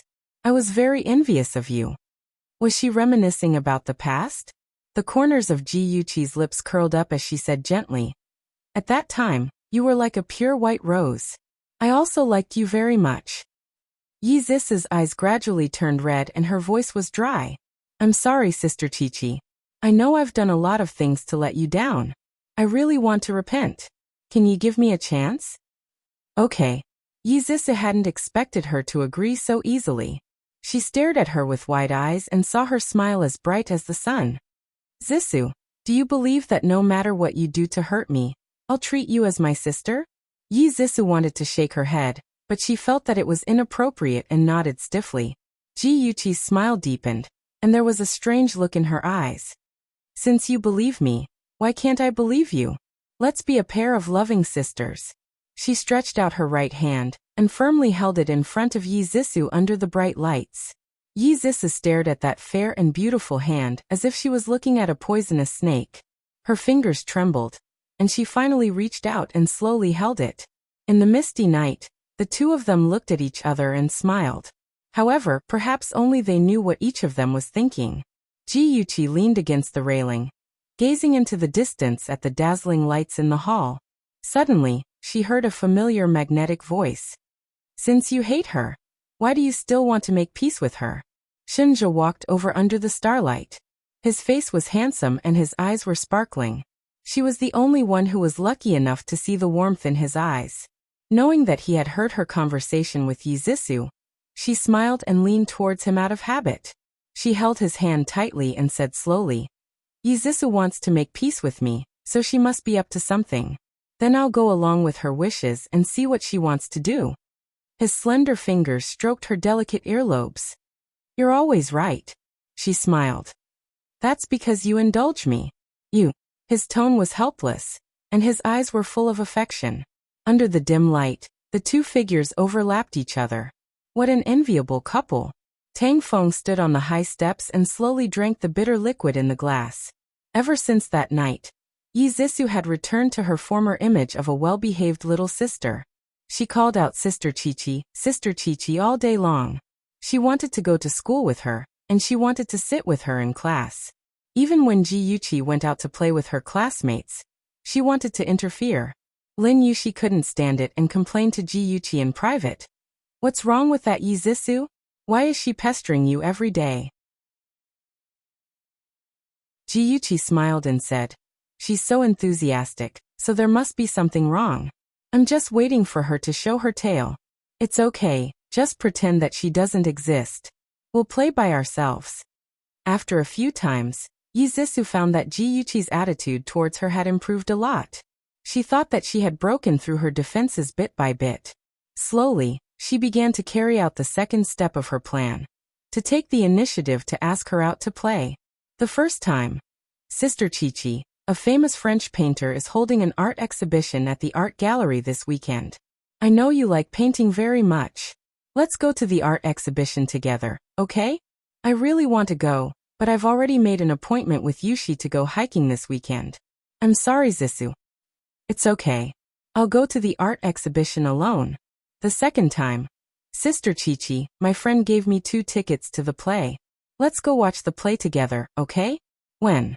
Saturday night. Are you free? I'm sorry. I've made an appointment with my friend for dinner on Saturday night. Let's go together next time if there's a chance. After Yi Zis's invitation had failed 3 times, Jiyuchi decided to give her a taste of her own medicine. On the 4th invitation she agreed, saying that she happened to be free. Hence, on an afternoon when there were no classes, they agreed to go to a clothing store to buy clothes. This was the busiest pedestrian street in Ing City. It was filled with internationally renowned brands. In one of the high-end clothing stores, Jiyuchi was pretending to choose clothes. Yi Zisu took a dress to the fitting room to try it on. As soon as she entered the fitting room, she immediately took out her phone and said in a low voice, "Hello, I've already lured Jiyuchi out as you requested. When are you going to return my photos?" Outside the clothing store, 2 men in suits and leather shoes looked through the glass window at Jiyuchi, who was choosing clothes in the store. One of the men was holding a phone in one hand. With a gentle smile on his handsome face, he said in a gentle voice, "I'm very busy now. I'll call you back later." After saying this, he quickly hung up the phone without waiting for a reply. "Jiang Tianhao, you're really something. The most beautiful curly-haired woman in the clothing store. Is she really your ex-girlfriend?" Jiang Tianhao put his phone in his trouser pocket and laughed. "Of course, I can lie to anyone but you, young Master Jean." Jiang Tianhao's company had racked their brains in order to get the bid for the government project. By chance, Jiang Tianhao had met this young Master Jean. His full name was Jean Mingyao, and he was the son of the current second-in-command of Ing City. His father happened to be in charge of this bid. Therefore, Jiang Tianhao planned to win over Jean Mingyao at all costs. As long as he could bribe Jean Mingyao's father through Jean Mingyao, then this bid would belong to his company. At that time, Jiang Tianhao would be the company's hero. Would he still have to worry that the company wouldn't give him a promotion? Jean Mingyao had a handsome appearance, and the suit he was wearing was also expensive. However, this guy was a real beast in human clothing. He liked to play with women the most, and the ones he played with were not prostitutes, but women from good families or married women. In his words, he would feel the pleasure of conquering those decent and virtuous married women lying under his body. He stared at Jiyuchi's figure with a burning gaze and smiled evilly. "That ex-girlfriend of yours, is she really still a virgin?" "Of course. Don't look at her appearance. She's the hot and sexy type. In fact, her personality is very conservative. We dated for half a year, but we only held hands. She didn't even let me kiss her." Jiang Tianhao knew what to say to please Jean Mingyao. Sure enough, Jean Mingyao's smile became even brighter. This kind of pure little woman, conquering her will be even more enjoyable. He touched his chin and saw Yi Zisu walking out of the changing room. Her pure face made his eyes light up. He smiled and said, "Who's that woman? She's quite beautiful." Ad Hongcha 866.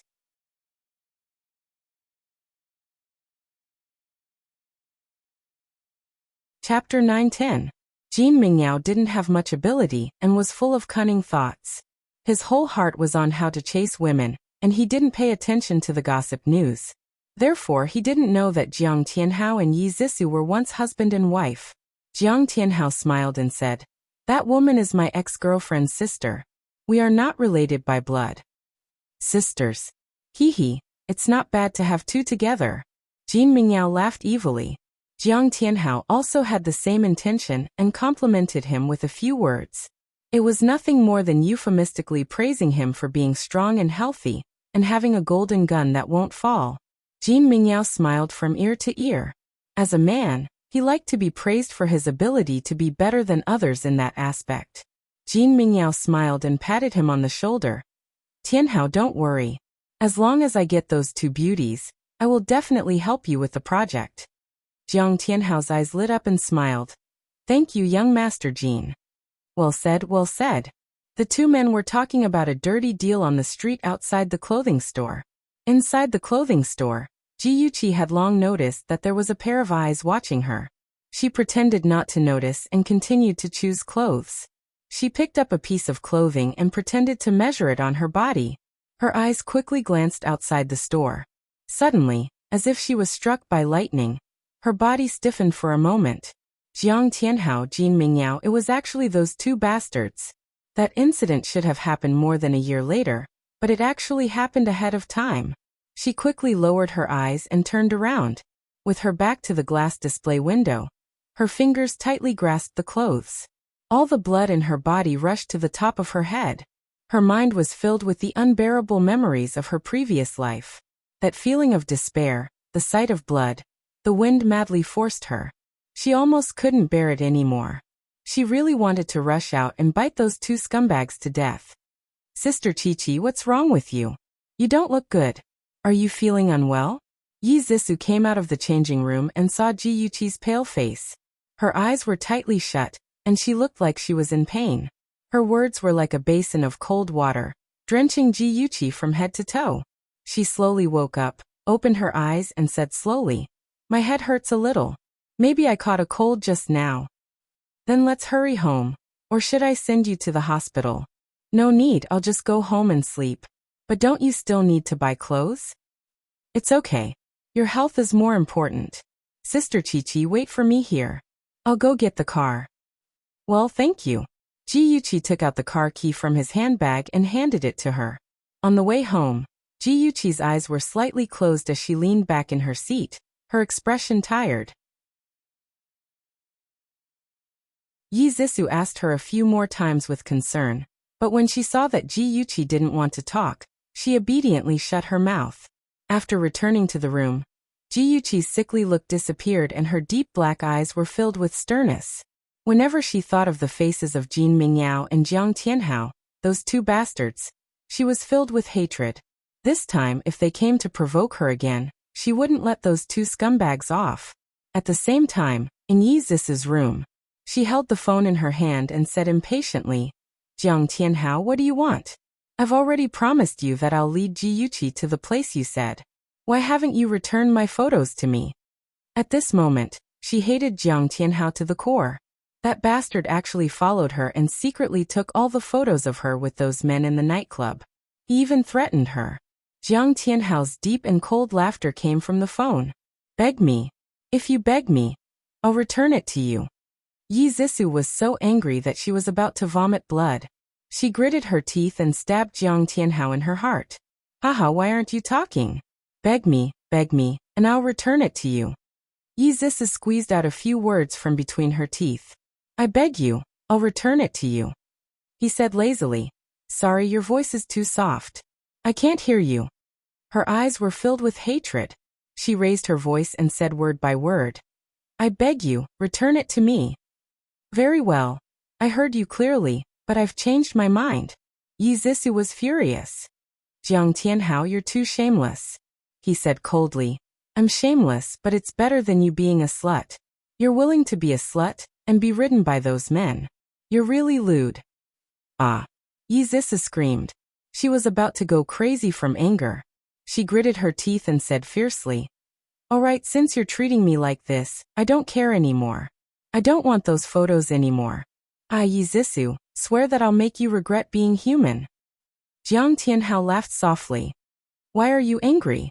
I was just joking.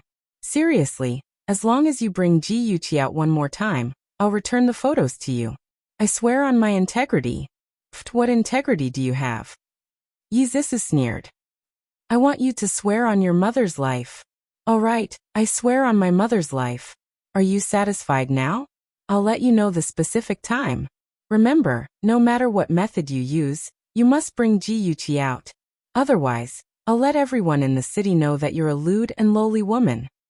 "All right."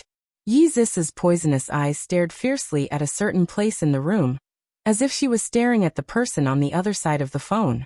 When only the beeping sound was left in her ears, she immediately threw the phone against the wall. Since that day when they went shopping together, the relationship between Yi Zissou and Ji Yuqi had made great progress. Ji Yuqi would sometimes take the initiative to invite Yi Zissou to play with her friends.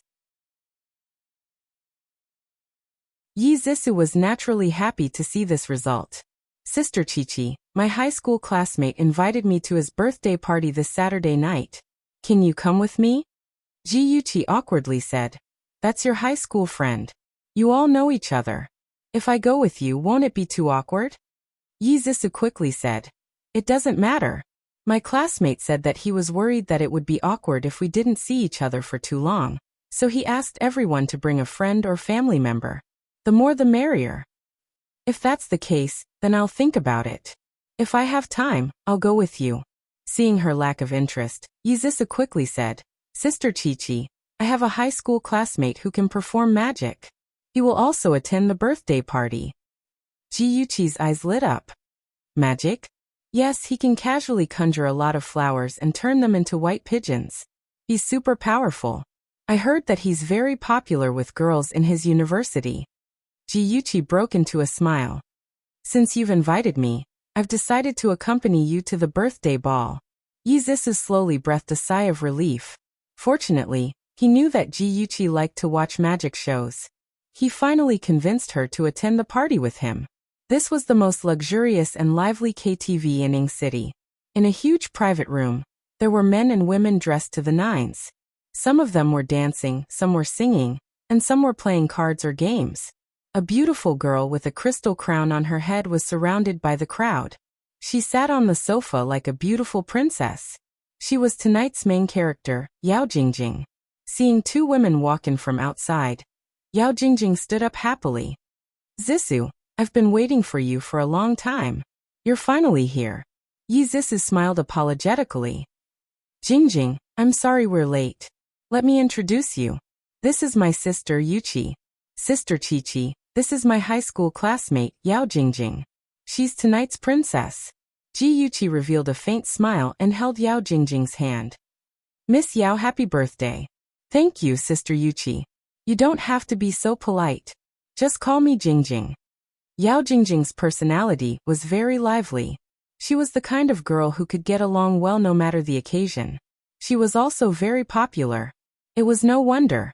She was one of Jin Mingyao's longest girlfriends. How could she not have some special abilities?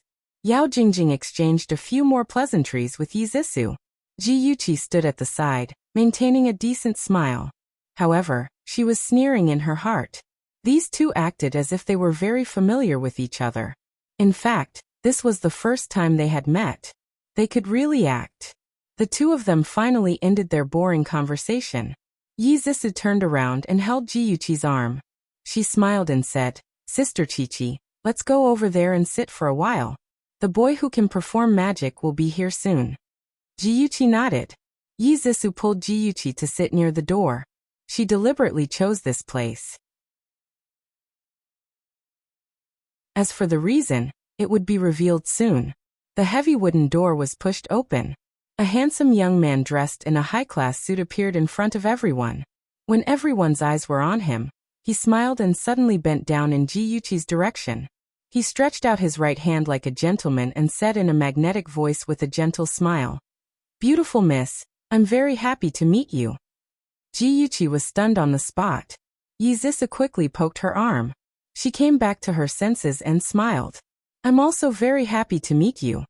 As he spoke, he stretched out his right hand to shake the man's hand. The moment their fingers touched, his fingers suddenly moved slightly and a delicate red rose appeared in his hand. He smiled and handed the red rose to Ji-Yuchi's hand. He praised, Only this delicate red rose can match your beauty. Thank you. Ji-Yuchi held the rose tightly and lowered her eyes slightly to hide the bone-chilling hatred in her eyes. Whether it was in her previous life or this life, Jin Mingyao's method of picking up girls was the same. Even his lines were exactly the same. Yizisu thought that she was shy, so she moved closer to her ear and whispered, This is the classmate I told you about, the one who can perform magic. Isn't she interesting? Ji-Yuchi nodded gently. Yes. Yao, why are you so late? Everyone is waiting for you. Yao Jingjing was like a butterfly that flew quickly to Jin Mingyao's side. As she spoke, her tone was intimate, but her actions were very polite. She kept a step away from Jin Mingyao, as if she were an ordinary friend. Beauty novel Songshu 566.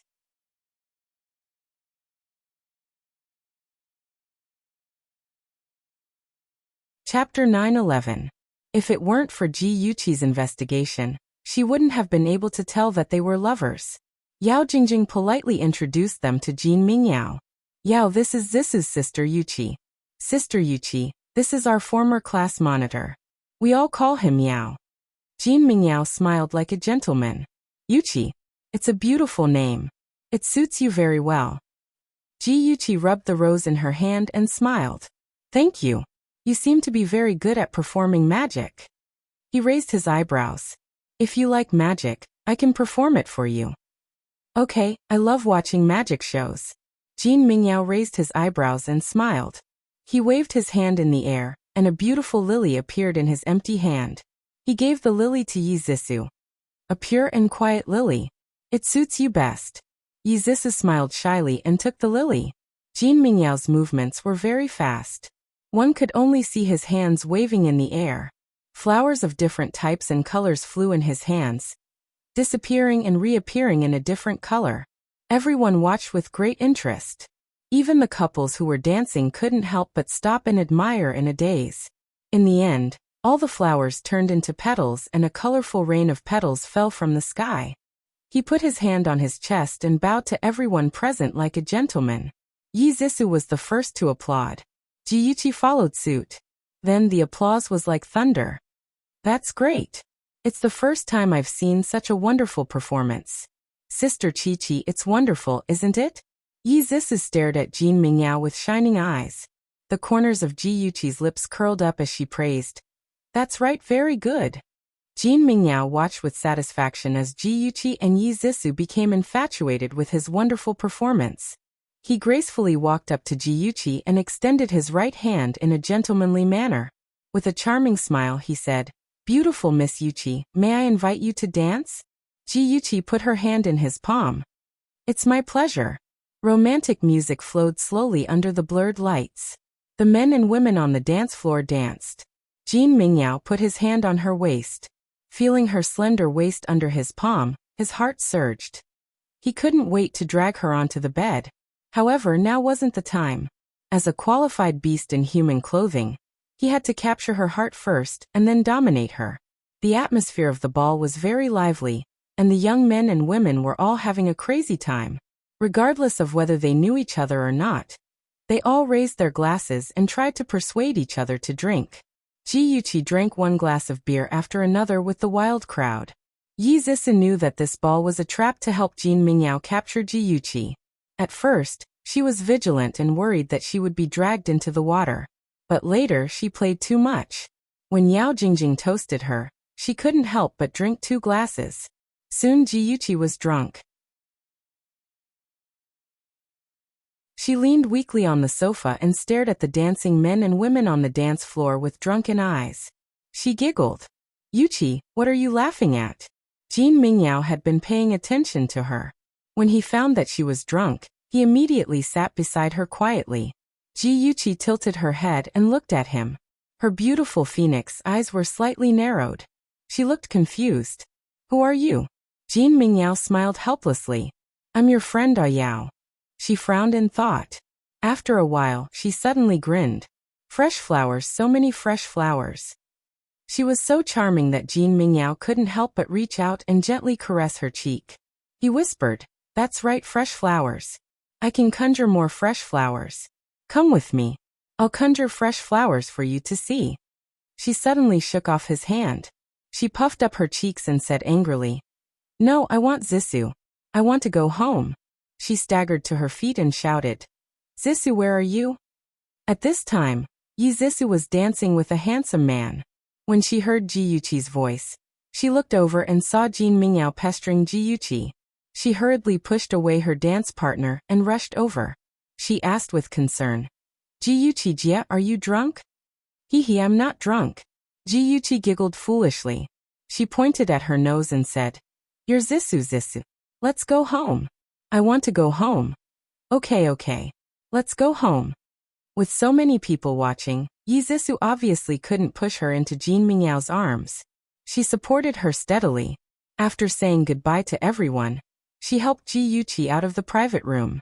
After Yi Zissou helped Jiyuchi into the car, she immediately leaned against the back of the seat and fell asleep.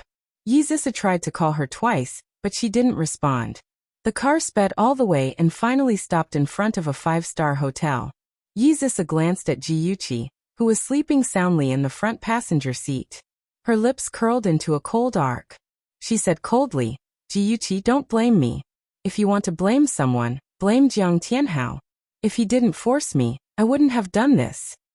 The car stopped in the parking lot for a few minutes. A man dressed in black, wearing a hat and sunglasses, quickly walked over and knocked on the window.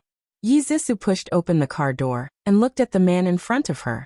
She said, I've already brought Ji Yuqi here. Can you return the photo to me now? Jiang Tianhao pushed the sunglasses on his nose and said in a low voice, Help me get her into the hotel room. Yi Zixu frowned in displeasure. You're a man. Can't you get her up there? I'm a man. I'm too eye-catching. Help me. Besides, the photo isn't on me. I put it in the hotel room. Yi Zixu had no choice but to help him get Ji Yuqi into the hotel room. After putting her on the bed, she turned around and said impatiently, Can you give me the photo now? Jiang Tianhao chuckled. I put it in the drawer by the bed. Wait for me, I'll get it for you. He squatted down, took out a stack of photos from the drawer and handed them to Yi Zixu. These are all the photos. Yi Zixu was not in a hurry to take it, and asked with a dark face, There's also the memory card. Jiang Tianhao shook his head. TSK, don't tell me you still don't believe me? I've already destroyed the memory card, and all that's left are these photos. Yi Zixu sneered. I used to believe you, but you personally shattered my trust in you. Let me tell you, Jiang Tianhao, I'm not afraid of you hiding the photos. I've already recorded our entire conversation, and if you dare to go back on your word, I'll tell Ji Yuqi that you're the one who harmed her. Just wait for her and Shinja's revenge. Oh right, and Ji Bowen, he treasures his daughter so much, he definitely won't let you off either. Alright, I'll remember it all. I'm not a fool, I won't take such a risk. These are really all the photos. Take them. Yi Zixu looked at him again, then took the photos.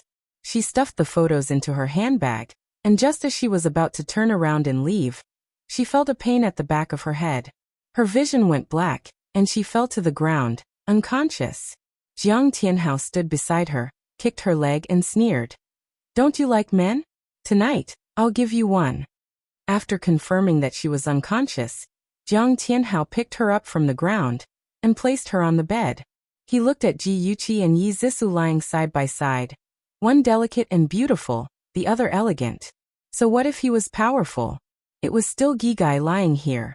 He raised his eyebrows proudly and muttered, A pair of beautiful sisters. Jin Mingyao, that bastard, he really took advantage of me. His gaze fell on Ji Yuqi's face again. Her cheeks were stained red from drunkenness, and her long eyelashes were like butterflies, resting quietly on her eyelids. She was so beautiful that it was intoxicating. He couldn't help but reach out, wanting to caress her cheek. When he was just a few centimeters away, she suddenly opened her eyes. Her gaze was as cold as ice, and her voice was extremely calm. Jiang Tianhao, we meet again. Jiang Tianhao was so shocked that he shrank back and quickly retracted his fingers. Before he could think of an excuse, Ji Yuqi suddenly gave him a strange smile. Then she quickly jumped up and struck his neck with her palm. This was what it meant to be the mantis stalking the cicada, unaware of the oriole behind. The moment before Jiang Tianhao fainted, this was the only thing left in his mind. Hi baby, I'm here.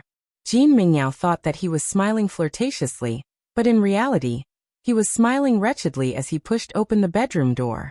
On the bed, only Yi Zixu was lying. She had taken off her entire body, leaving only her underwear. There was no one else in the room. The smile on Jin Mingyao's face froze. What was going on? Weren't there supposed to be two people? How did it become one? He discontentedly dialed Jiang Tianhao's cell phone, but it was turned off. Damn it, Jiang Tianhao actually lied to him. He must make him look good. But now, the beauty was lying on the bed. Of course, he had to spend a good night with her. Before coming to the hotel, he had already eaten a few Viagra. Now was the time for the medicine to take effect. He immediately pounced on Yi Zixu like a hungry wolf pouncing on its prey. Yi Zixu was in a daze.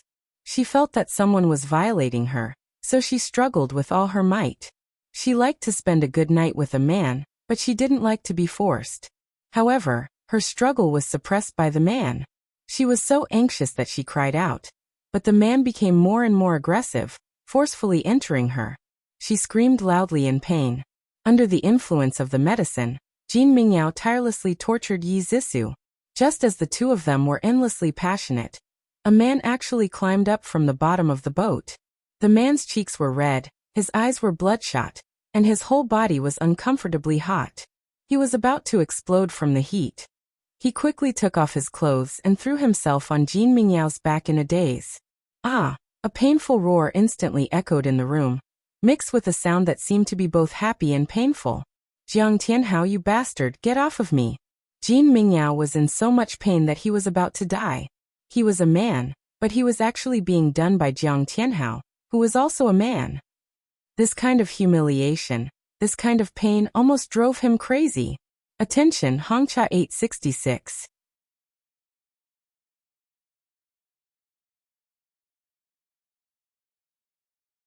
Chapter 9:12. Jiang Tianhao's mind was filled with nothing but lust. He could not listen to anything and just repeated his actions mechanically. The two people who were pinned down by him were almost suffocating. Yi Zissou looked at the ceiling with tears in her eyes. She was on the verge of a breakdown.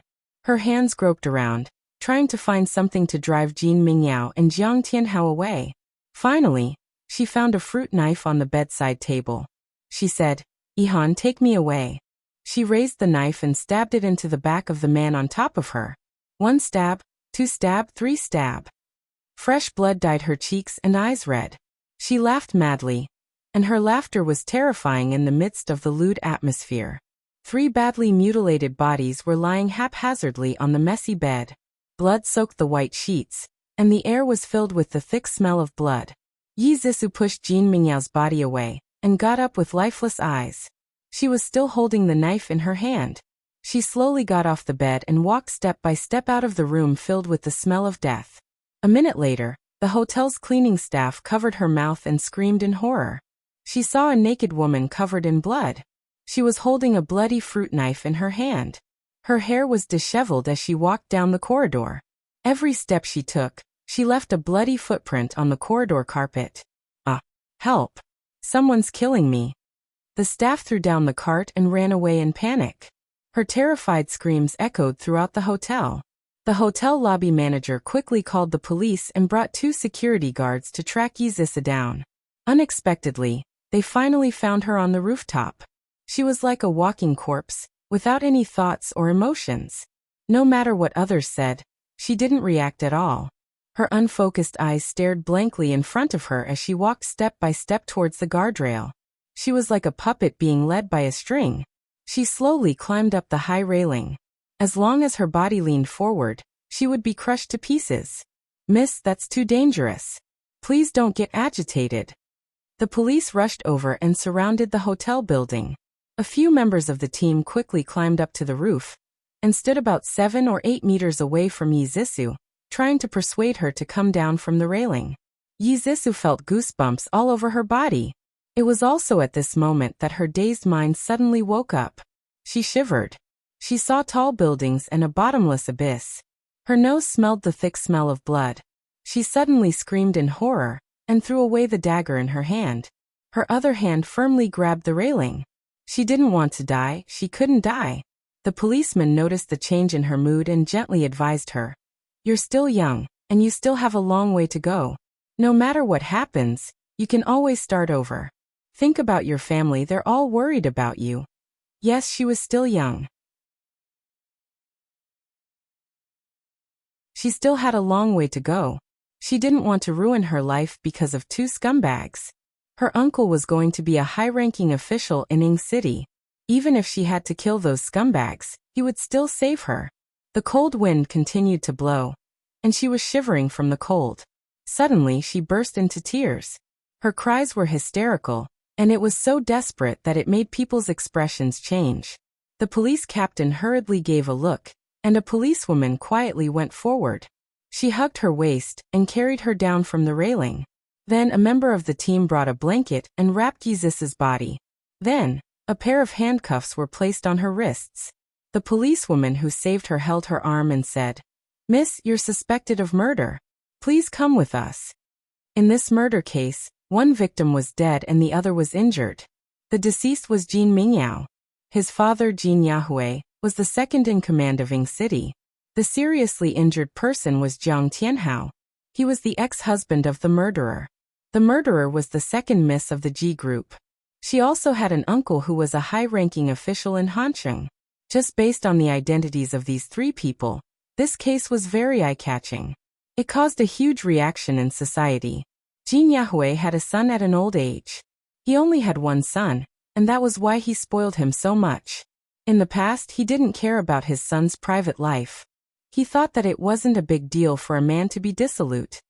He didn't expect that his son would die in the hands of a woman one day. If he had known that this day would come, he would have restrained his son. But it was too late for regrets now. Jin Yahui seemed to have aged more than 10 years overnight. When he faced the media, he only said one sentence. A life for a life. I hope that the murderer will be punished by the law. This sentence showed that he wanted to punish Yi Zissou severely. It also showed that he wanted to go against Lu Jianfeng. One was the second in command of Ying City, while the other was the future leader of Ying City. If the two of them were to fight, who would win and who would lose? Ying City's media received instructions from the higher-ups to hide part of the truth of the murder case. They announced to the public that Jin Mingyao and Yi Zissou were a couple. Unexpectedly, Yi Zissou betrayed Jin Mingyao and had an affair with her ex-husband. Jin Mingyao was flustered and exasperated. He went to the hotel to catch them in the act. Yi Zissou flew into a rage out of humiliation. She picked up a fruit knife and killed Jin Mingyao. She even injured Jiang Tianhao by accident. According to them, Yi Zissou was guilty of intentional murder. What a load of nonsense. When Chen Tingfang saw this false news, she slammed the newspaper on the table. She lifted her head to look at the man sitting opposite her and said angrily, "Cousin, the media is spouting nonsense. Yesterday, I went to the detention center to visit Zissou. She told me that Jin Mingyao and Jiang Tianhao were in cahoots and wanted to rape her. She picked up the fruit knife out of self-defense. Cousin, I beg you, please help Zissou. Otherwise, she will be sentenced to death." As she spoke, tears fell from Chen Tingfang's eyes. She remembered that when she saw her daughter yesterday, her daughter cried and begged for her forgiveness. She said that she knew she was wrong. Her daughter even knelt down and kowtowed to her. Even though many bad things had happened between them in the past, her daughter was still a piece of flesh that fell from her womb. How could she not feel heartache? Chen Tingfang wiped her tears sadly. She was sad about her daughter's situation. Lu Jianfeng sighed. "I watched Zissou grow up. How could I bear to see her suffer? But Tingfang, you know that I haven't received my transfer order yet. If something goes wrong, this promotion will be ruined. Forget about saving Zissou. I won't even be able to protect myself. So I can't openly go against Jin Yahui. I have to find evidence of Jin Mingyao's rape." Chen Tingfang's heart was anxious and in pain. Suddenly, something flashed through her mind. She shouted, "Jiang Tianhao. Yes, as long as Jiang Tianhao wakes up, we can prove that Zissou was over-defensive." There was a big difference between over-defensive death and intentional murder when it came to sentencing. First of all, they had to save Yi Zissou's life. Lu Jianfeng frowned. "You're right. Jiang Tianhao is a strong witness. The problem is that Jiang Tianhao is Jin Mingyao's accomplice. He has a grudge against Yi Zissou. He's very likely to stand on Jin Yahui's side and testify against Zissou for intentional murder." Chen Tingfang said, "We can't care about that now. First, we have to save Jiang Tianhao. If he doesn't wake up, we won't have any hope left." Jiang Tianhao had been stabbed 3 times by Yi Zissou. One was in the lung, and the other 2 were in the waist. His lungs had severely shrunk, and he was still unconscious. The police had transferred him to the intensive care unit of the People's Hospital. Outside the ward, there were 2 policemen standing guard, worried that an accident might happen. Lu Jianfeng thought for a moment and said, "I know a few people in the police force. I'll contact them first and ask them to check the hotel carefully to see if there are any clues that we missed." "Cousin, I'll leave the police to you. Cousin, I want to go to the hospital to check on Jiang Tianhao's condition." Even if Jiang Tianhao hadn't woken up yet, it was good to build a good relationship with his mother first. "Okay, go ahead. Be careful on the road. If anything happens, Contact me immediately. After Chen Tingfeng left, Lu Jianfeng dialed a number. Xiao Wang, how are you? I'm old Lu. Oh, it's brother Lu. Long time no see. How have you been? Little Wang, I'm calling you today to talk about this. I have a niece who got into some trouble. Lu Jianfeng briefly explained the situation and made a request. He hoped to get Jin Mingyao's autopsy report. He also hoped that Xiao Wang could send a few team members to ask the hotel staff to see if they could find any new clues. On the other side of the phone, Captain Wang was silent for a moment and said, Brother Lu, this matter is not easy to handle. The higher-ups are guarding it to the death. They don't allow the police to reveal any information about this case. Even I can't get all the case information because of insufficient authority. Lu Jianfeng's face sank. It seems that Jin Yahui has put pressure on the police station. If the other party destroyed the evidence of Jin Mingyao forcing Zissou and fabricated false evidence to prove that Zissou had a relationship with Jiang Tianhao, then things will be troublesome. Zissou will most likely be sentenced to death. Brother Lu, I'm sorry. It's not that I don't want to help you. It's just that my ability is limited. Lu Jianfeng forced a smile. It's okay, Xiao Wang. If you have any information, please let me know. Okay, no problem. If I know anything, I'll definitely let Brother Lu know. Lu Jianfeng contacted a few acquaintances. Everyone said that they couldn't do anything. He pinched his eyebrows. He couldn't believe that he couldn't win against Jin Yahui. If he was transferred to Ying City in the future, wouldn't he be suppressed by Jin Yahui? On one hand, it was Zissou's life. On the other hand, it was his own dignity. He was really unwilling to admit defeat. He paced back and forth in the living room, frowning. Finally, his gloomy eyes turned to a certain point. He suddenly had an idea. He decided to take a risk and catch them off guard. Welfare Songshu 566.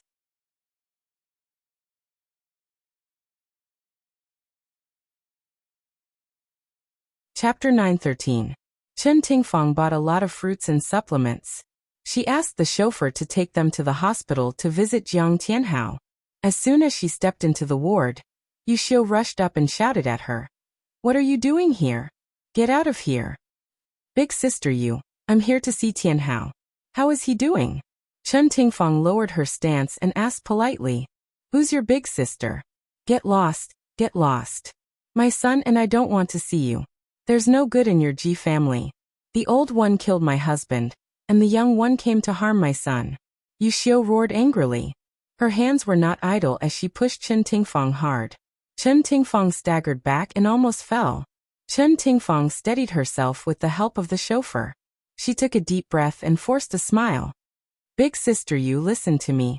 The most important thing now is to wake Tianhao up. It's useless to throw a tantrum now. Let's sit down and have a good talk. When Wuxia thought about how her son was still unconscious, her tears fell uncontrollably. She hated Yi Zissou to the core and her scarlet eyes stared fiercely at Chen Tingfeng as she cursed. You little slut raised by a whore, why should I have a good talk with you when you've caused my son to be in such a miserable state? Get out of here right now. I don't want to see you for even a second. Wuxia pushed Chen Tingfeng out of the ward as she cursed. She threw all the supplements she bought at her and shouted, Get out! Get out of here! Many people heard the commotion and ran to the corridor to watch the show. Chen Tingfeng was embarrassed to be stared at like a monkey in a circus show. Wuxia did not let her go. She pointed at Chen Tingfeng's nose and said to the people around her, Everyone look! This is the mother of the murderer, Yi Zissou. Her good daughter not only fooled around with another man, abandoned my son, and even wanted to kill him. Chen Tingfeng, do you think you can bribe my son with these supplements? Let me tell you, although we're poor, we have integrity. We won't be bribed by you. The onlookers pointed at Chen Tingfeng and whispered among themselves. Some of them even talked about Chen Tingfeng's past scandals. Wuxia received the support of the crowd and scolded even more vigorously. Even the ancestors of the Chen family and Ji family were scolded by her. The police officer in charge went out for lunch. When he came back, he found Wuxia cursing at the door of the ward. He scolded her. What's going on? Is it appropriate for you to curse in the hospital? Wuxia's face was covered in tears and snot. She grabbed the arm of the police officer and complained, "Officer, you have to help me. My son is now unconscious, and this woman came to find trouble with us." Chen Tingfang saw Yuxia's ability to throw a tantrum. She had a headache and quickly explained, "Officer, listen to me. I'm not here to make trouble. I want to visit Jiang Tianhao and express my apologies to Madame Yuxia." The police officer waved his hand impatiently and shook off Yuxia. He said, "Jiang Tianhao is an important witness in the case. We received instructions from our superiors that no one is allowed to visit him except his mother. Madam Chen, please don't come again. Don't make things difficult for us." Chen Tingfang smiled apologetically. "Okay, I understand. Sorry to trouble you, officer." The surrounding crowd started to whisper again. Chen Tingfang's face was about to burn. She quickly instructed the driver to pick up the gifts scattered on the ground and left dejectedly. Just as Chen Tingfang and Lu Jianfeng were thinking of ways to rescue Yi Zissou was being severely interrogated in the detention center. In a pitch-black room, Yi Zissou sat at one end of the table. On the other end, there was an expressionless female interrogator. The interrogator turned the incandescent lamp on the table to Yi Zissou's face. The strong light made her eyes hurt, making it difficult for her to open them. She subconsciously reached out to cover her eyes. The interrogator berated sternly, "Yi Zissou, did you kill Jin Mingyao?" Her voice was like a sharp sword dipped in poison. Yi Zissou's body trembled. She nervously clenched her fingers and said softly, "Yes, but he was the one who raped me. I was only stabbing him out of self-defense." The interrogator slammed her palm on the table and said sternly, "What evidence do you have to prove that he raped you? According to the forensic analysis, the semen in your body belongs to Jiang Tianhao, and Jin Mingyao didn't have sexual relations with you before he died." Yi Zissou said emotionally, "No, that's impossible. There's a problem with the forensic analysis. Jiang Tianhao didn't touch me at all. The person Jiang Tianhao raped was Jin Mingyao, and the person Jin Mingyao hurt was me." The interrogator said coldly, "This is slander. You don't have any evidence to prove what you're saying. I advise you to quickly confess the truth and tell us how you committed the crime." Yi Zissou had been interrogated continuously for 24 hours, and the interrogators had changed several times. Since she was arrested, she hadn't closed her eyes or taken a sip of water. Now she could barely open her eyes and her throat was almost smoking. She was about to break down. She shouted hoarsely, "I've already said it many times. Jin Mingyao raped me. I killed him out of self-defense. No matter how many times you interrogate me, my answer will be the same." "Is that so?" The interrogator suddenly sneered. She suddenly stood up and turned off the monitor. She walked up to Yi Zissou and said condescendingly, "It seems that you still don't understand what an interrogation is. I'll make you understand." After that, the interrogator pulled Yi Zissou up from her seat and kicked her hard in the waist, causing her to lie on the ground. Yi Zissou felt that her bones were about to break. She screamed in pain. The interrogator squatted in front of her and pinched her chin with her fingers, forcing her to look up. She said coldly, "If you don't want to suffer, then tell the truth. The reason you killed Jin Mingyao was that he found out that you were having an affair with Jiang Tianhao." Yi Zissou's eyes were full of hatred. She said angrily, "You're forcing a confession. I want to file a complaint. I want to see my lawyer." The interrogator laughed as if she had heard a funny joke. "File a complaint? See your lawyer? Miss, you're really naive. If you don't confess your crimes, don't even think about going anywhere. You can't do this to me. My uncle is Lu Jianfeng. He won't let you off. Oh, I'm so scared. He's a high-ranking official in Hansheng. But I'm just doing things according to the law. What can he do to me?" "You." The interrogator's expression changed. She suddenly said sternly, "Yi Zissou, hurry up and confess. Why did you kill Jin Mingyao? Did he find out about your affair with Jiang Tianhao?" "No." Another round of interrogation began. Yi Zissou experienced a series of cruel treatments such as being beaten, interrogated, splashed with cold water, interrogated, electrocuted, interrogated, and so on. Her consciousness became more and more blurred. Her body was tormented by fatigue and pain. Her spirit was almost at its limit. But no matter how she was treated, she only had one answer. No. No. She had to persevere to have a chance of survival. It was late at night. This was destined to be a difficult night to sleep. In the dark room, it was so quiet that not a sound could be heard. The person wrapped in the quilt curled up into a ball and was entangled in a nightmare. Jingjing, happy birthday. This is my sister Yuchi. Sister Yuchi, it's nice to meet you. In the dream, there were people whispering in Ji Yuchi's ear. Some were laughing, and some were singing happy birthday songs. It was noisy and lively. Suddenly, roses in full bloom appeared in front of her eyes. She heard the devil's voice. Only this delicate red rose is worthy of your beauty. Many people toasted her. She knew them and didn't know them. She couldn't refuse. Her head was dizzy as she lay in Yizis's arms. She heard Yizis's muffled laughter. Ha ha ha, we're all drunk. Who's going to send us home? She was carried up in a broad embrace and a warm breath. She leaned in his arms and murmured, Hubby, my head hurts. I want to go home. Okay, let's go home. Jiang Tianhao's enlarged handsome face suddenly appeared in front of her eyes. She hugged him in relief, but in the next second, that face suddenly turned into Jin Mingyao's. Jin Mingyao pressed her under his body, a wretched smile on his face. Beauty, I've liked you for a long time. Just give in to me. She struggled in fear. He grabbed her hand with one hand and tore at her clothes with the other. She cried in fear, kicking and biting, refusing to let him near her. He slapped her so hard that she almost fainted. She gasped weakly, and he took the opportunity to tear off the last of her clothes. She gritted her teeth and used all her strength to kick him away.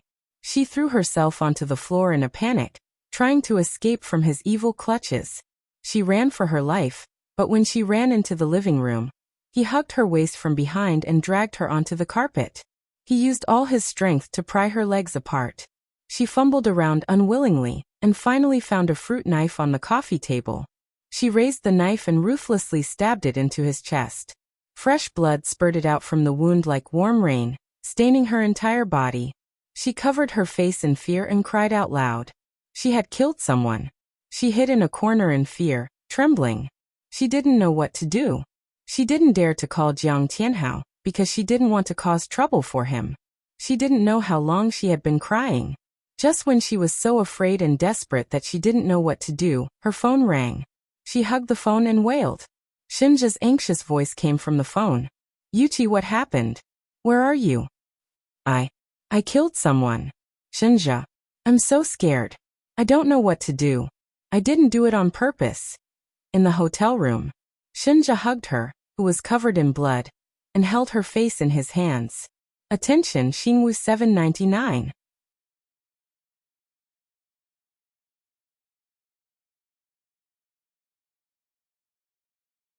Chapter 9:14. His dull eyes gazed at her face as he said gently, Chi-Chi, don't be afraid. I'm here. In the prison visitation room, Shinja's hands were cuffed. He had a gentle smile on his face as he said, Chi-Chi, don't be afraid. I was the one who killed her. Don't feel guilty. Don't feel burdened. Live happily, my Chi-Chi. Through the glass window he said, Chi-Chi, if you don't love Jiang Tianhao anymore, can you love me? She bawled and turned herself in at the police station. No one believed her because Shinja had already created perfect evidence to prove that he was the real murderer. He was sentenced to 10 years in prison for manslaughter. The CEO of the Shin Group was reduced to a prisoner because of her.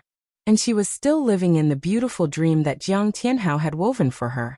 When she woke up from the dream, Ji Yuchi's face was already covered in tears. She bit the back of her hand and cried bitterly. This nightmare was a replay of what had happened to her in her previous life. It dug out the most painful wound in her heart and showed it to her. She had hurt Shinja once again. The thing that she could not forgive herself for the most was that she had failed to stop Shinja from taking the blame for her. Suddenly, she really wanted to see him. She did not care about anything else and ran downstairs as fast as she could. In the middle of the night, she drove to his villa. When Shinja was awakened by the knocking on the door, he could not believe his eyes. Was this extremely pathetic little woman in front of him his Chi-Chi? Her curly hair was messy and draped over her shoulders. Her face was covered in tears, and she was wearing thin pajamas. She had a furry slipper on her right foot, and the other foot was bare. When she saw him, her eyes immediately filled with tears. Big drops of tears fell down her face, as she suddenly threw herself into his arms. He quickly hugged her tightly, lifted her up from the ground, and put her on the bed. He crawled under the blanket and held her in his arms. His hands rubbed against her arms to warm her up. When her body slowly warmed up and stopped trembling, he kissed her eyes and said gently, "Chi-Chi, what happened?" Before seeing him, she had a lot of things she wanted to say to him, but when she was in his arms, she didn't know where to start. Hearing his strong heartbeat and smelling his familiar scent, her nose turned sour and her tears fell uncontrollably. She wrapped her hands around his neck and kissed his lips. Bitter tears spread between their lips and tongues. He lovingly kissed away the tears on her face and whispered, "Chi-Chi, no matter what happens, I will always be by your side, so don't be afraid." Her eyes were filled with tears, and her heart was filled with warmth. After a long time, she leaned into his embrace and said softly, "Aja, do you believe in reincarnation?" Shinja rubbed his chin against her hair and said gently, "If reincarnation really exists, I will definitely follow you forever. No matter where you go, I will find you." Ji-Yuchi looked up and stared into his eyes seriously. "Then I will definitely wait for you. I will wait for you to find me." She was willing to believe that her previous life was just a reincarnation. When she died, that reincarnation would disappear. That way, Shinja wouldn't have to wait so hopelessly. He smiled and scratched her nose. "Okay, let's agree. Before I come, you are not allowed to love anyone else. Okay?" Never again. Never again would she fall in love with another man before waiting for him. If he didn't appear, she would go and find him. She would never leave him for eternity. That night, she slept soundly in his arms. She did not have any nightmares, and they slept all the way until dawn. "Good morning, baby." When she opened her eyes, she saw Shinja's smiling eyes. He gave her a passionate morning kiss. She pushed him away shyly. "Don't. I haven't washed up yet. Don't be afraid. Let's kiss first." He kissed her lips and murmured. After the tender moment, he helped her get a change of clothes. He patted her head and smiled gently. "Baby, quickly come downstairs after you're done washing up. I'll let you see my handiwork." "Okay." Ji-Yuchi smiled happily and sat up. As she was putting on her shoes, she saw a pair of brand new slippers. She couldn't help but think of her sorry state last night, and the slipper she had lost at some point. Her cheeks burned, and she quickly put on her shoes. Then, without looking at Shinja, she ran into the bathroom like a wisp of smoke. Shinja looked at the little woman who ran away in a hurry like a frightened rabbit. He shook his head in amusement and bent down to pick up the change of clothes. He walked briskly to the bathroom door and gently knocked. He chuckled and said, "Chi-Chi, you forgot to take your clothes." Ji-Yuchi opened the door and reached out to take the clothes. She stuck out her tongue embarrassedly. "Thank you, silly little thing." Shinja smiled and rubbed her hair. "Go on. I'll wait for you downstairs." The morning sun shone through the huge glass wall and shone into the clean dining room. The two of them sat at a long European-style dining table. On the table was a Western-style breakfast with ham, fried eggs, toast, mellow milk, and an exquisite fruit cake. The atmosphere was very warm. They ate elegantly and occasionally whispered a few words. Both of them had a warm smile on their faces. They were like an old couple who had been together for many years, and were full of tacit understanding. After the beautiful breakfast time, Ji-Yuchi took advantage of the warm atmosphere to confess to Shinja what she had done. After hearing her words, Shinja's handsome face turned as red as the bottom of a pot. He gritted his teeth and said, "You knew that Jiang Tianhao and Yizisu were trying to harm you, but you still went with Yizisu to the birthday party?" Shigigai nodded. "Yes." He glared at her and said fiercely, "What did you promise me? You won't put yourself in danger again. Did you even take my words to heart?" She tugged at his sleeve pitifully. "Aja, don't be angry. I'll be fine. I already knew about their tricks, so I beat them at their own game. Otherwise, I wouldn't have put myself at risk. Besides, Ching Seng has been secretly protecting me. No one can hurt me. That night, she pretended to be drunk and was taken to the hotel by Yi Zissou. After she knocked Jiang Tianhao out, she fed him medicine and stuffed him under the bed. Then she put the fruit knife on the bedside table and asked Ching Seng to help install the surveillance cameras and design all the links. This led to the tragedy of Broken Chrysanthemum, full of wounds, and led Yi Zissou to the path of crime. Shenja pinched her cheek fiercely and said through gritted teeth, "One day, I'll be angered to death by you. Can't you be a little more obedient?" Ji Yuqi hugged his neck and said coquettishly, "Aja, after I deal with those people, I'll listen to you and won't mess around anymore." He hugged her and smiled bitterly. "Why do I feel like I'm raising a daughter? A rebellious daughter and a troubled father. Chi-Chi, your father must be having a hard time." He didn't dare to imagine what would happen if her plan went wrong and those bastards hurt her. He really couldn't let his guard down for a moment. He had to watch over her all the time in the future. "Aja, I love you." Ji Yuqi held his cheeks and said sweet words shamelessly to divert his attention. Her beautiful eyes looked at him expectantly. Her beautiful cheeks were tinged with a faint blush. She was acting coquettishly. Even if his heart was made of stone, it had already melted. However, he still hardened his heart and said, "It's useless to say that I love you. I'm still angry." "Aja, I love you." She climbed on top of him and kissed his cold lips with a pout. Seeing that his face was still dark, she continued to kiss him. Every time she kissed him, she would say "I love you." And she would say it in a different language. English, Japanese, Korean, Italian. In order to please young Master Shen, Ji Yuqi racked her brains and said all the languages she knew. In the end, Shenja finally lost to her. He kissed her fiercely and planted strawberries all over her neck. With a dark face he said, "Do you still dare to do it in the future?" She grabbed the clothes in front of his chest and blinked pitifully. "I don't dare anymore." Shenja ruffled her hair hard and finally let her go. Although Shenja said that he was angry, he was already thinking about how to deal with the aftermath. The two of them analyzed the situation and felt that even if Jiang Tianhao woke up, he would not implicate Yuqi in order to protect himself. Otherwise, he would have an additional charge of seduction and rape. Therefore, in order to clear his name, he would most likely stand on Jin Yahui's side and admit that he had an affair with Yi Zissou. He would also testify that Yi Zissou had deliberately killed Jin Mingyao. Yi Zissou had Lu Jianfeng's support. In the end, a simple murder case would turn into a power struggle between Lu Jianfeng and Jin Yahui. What they needed to do now was to intensify the conflict between Lu Jianfeng and Jin Yahui.